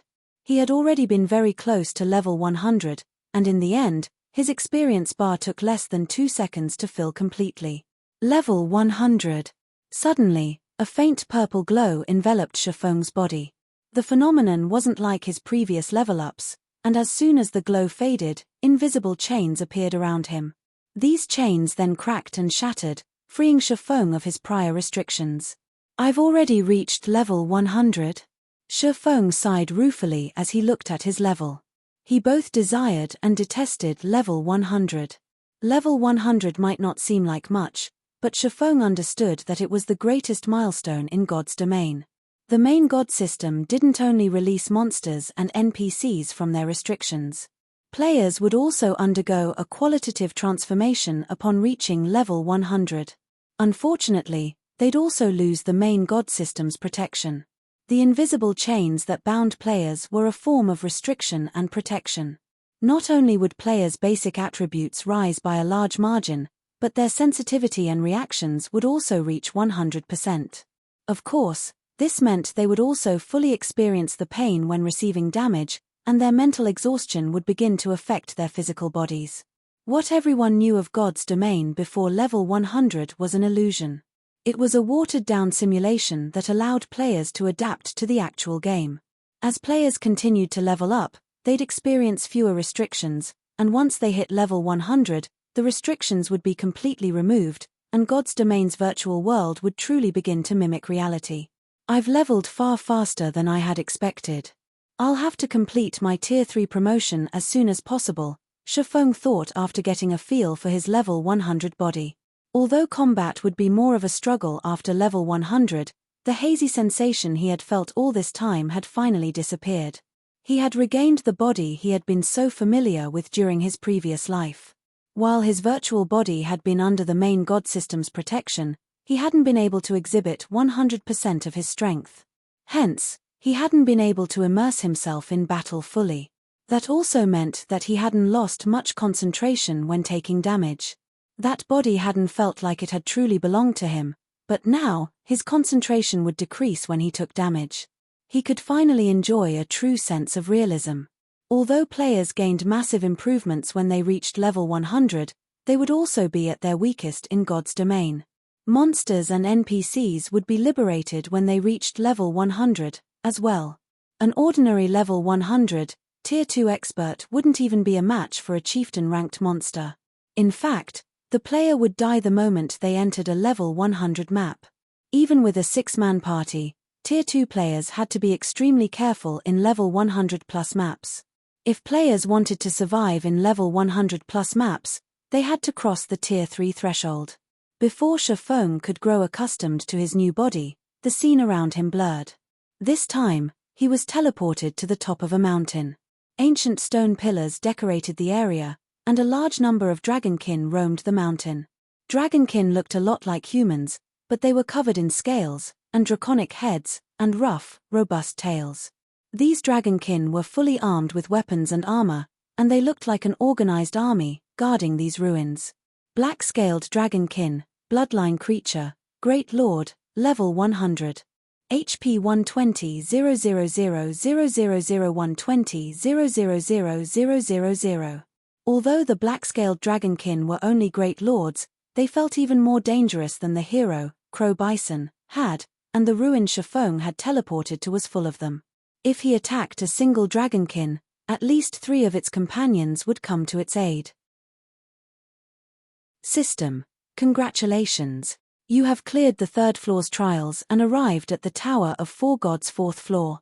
You may choose to rest here for 1 day. You may also choose to start the 4th floor's trials immediately. The 4th floor really isn't a place for Tier 2 players. I'll need to reach Tier 3 to clear these trials. Shifeng watched the roaming dragonkin with a bitter smile. Dragonkin's life rating was considerably high, even surpassing inferior dragons and giants. Dragonkin had inherited a part of the dragon bloodline. Even ordinary Tier 3 players would have to flee from a level 100+, Great Lord ranked dragonkin. Although Shifeng could rival actual Tier 3 players, he wasn't an actual Tier 3 player. Furthermore, these black-scaled dragonkin had awakened their bloodline abilities. Initially, Shifeng had wanted to try his luck with the 4th floor's trials, but he dismissed the thought. He decided to give up on the challenge, throwing away his 2 remaining lives and leaving the Tower of 4 Gods. As he couldn't gain anything more from the tower, so there wasn't any reason to stay. Once Shifeng gave up on the challenge, the system teleported him to a temple. Various treasures were on display within the temple, all intensely dazzling. Every one of the treasures radiated an incredible pressure, and some had an aura that was even stronger than that of a mythic monster. Young adventurer, your success in clearing the third floor is quite the achievement. Even the strongest of your 4 companions barely managed to clear the second floor. The man that had first greeted Shifeng by the tower's golden doors congratulated. Smiling, the man continued, as your reward for clearing the third floor, I will present 3 items to choose from. You may only take 1 item with you. After the man's statement, 3 brilliant treasures appeared before Shifeng. As soon as they did, eternal energy began to gather around them. As expected of the Tower of 4 Gods. The rewards are amazing. Shifeng stared at the 3 items in shock. The first item was the Draconic Eagle's summoning flute. The Draconic Eagle was an advanced extraordinary flying mount with the dragon bloodline. Although it was only 1 rank higher than the Thunder Eagle, the difference between them was massive. The only flying mount stronger than this Draconic Eagle was legendary rank, and very few legendary flying mounts existed in God's domain. As for the 2 other items, they were Dragon Blood Sacred Stone, consumable. Has a 20% chance to upgrade a piece of epic equipment to fragmented legendary rank. There is a 50% chance that the Dragon Blood Sacred Stone will mutate and strengthen the target equipment. Hero's Tome, special item. Sacrifice 50,000 magic crystals to summon a tier 4 hero that is 20 levels higher than the user for 12 hours. Can only be used 3 times. Cooldown, 10 days. Although none of the items were fragmented legendary rank, they were no less valuable, and every one of them greatly tempted Shifeng. Upgrading an advanced extraordinary flying mount to tier 4 would be a very simple task. On the other hand, he would have to invest a ton of resources in the Thunder Eagle to get it to tier 4. The Dragon Blood Sacred Stone's value went without saying. Even if it failed to upgrade the target epic equipment piece to the fragmented legendary rank, there was still a 50% chance for the piece would mutate. The Hero's Tome was also a priceless item. A bona fide tier 4 hero would be many times stronger than ordinary mythic monsters. You have 10 minutes to decide. Then, you will be teleported to where you came from. Choose wisely, the majestic man said. I choose the Hero's Tome, Shifeng announced after giving the matter some thought. Although an advanced extraordinary flying mount was immensely powerful, he would need to invest a lot of time to nurture it. Furthermore, that item wasn't entirely out of his reach. As he grew stronger, he was bound to encounter an opportunity to obtain one. As for the Dragon Blood Sacred Stone, it only had a chance of granting him a piece of fragmented legendary equipment. It wasn't a guarantee. The Hero's Tome would be more helpful to him than the Draconic Eagle or Dragon Blood Sacred Stone. He wouldn't be able to use external items during his Tier 3 promotion quest, but he could use a Tier 4 hero. In response, the majestic man waved a hand, and an ancient, dilapidated tome appeared in Shifeng's grip. The sight of the book elated Shifeng. With this Hero's Tome, he was far more confident of completing the high-difficulty Tier 3 promotion quest. With Tier 3 being a major turning point in God's domain, his performance in the promotion quest would greatly affect his chances of reaching Tier 4 and 5 in the future. He could not afford to be careless. Since you've received your reward, you may leave now. The majestic man waved a hand again, and Shifeng transformed into a streak of light as he was evicted from the temple. You're tuning in to the Celestial War YouTube channel. Don't forget to subscribe and join us on this journey to catch the most captivating stories,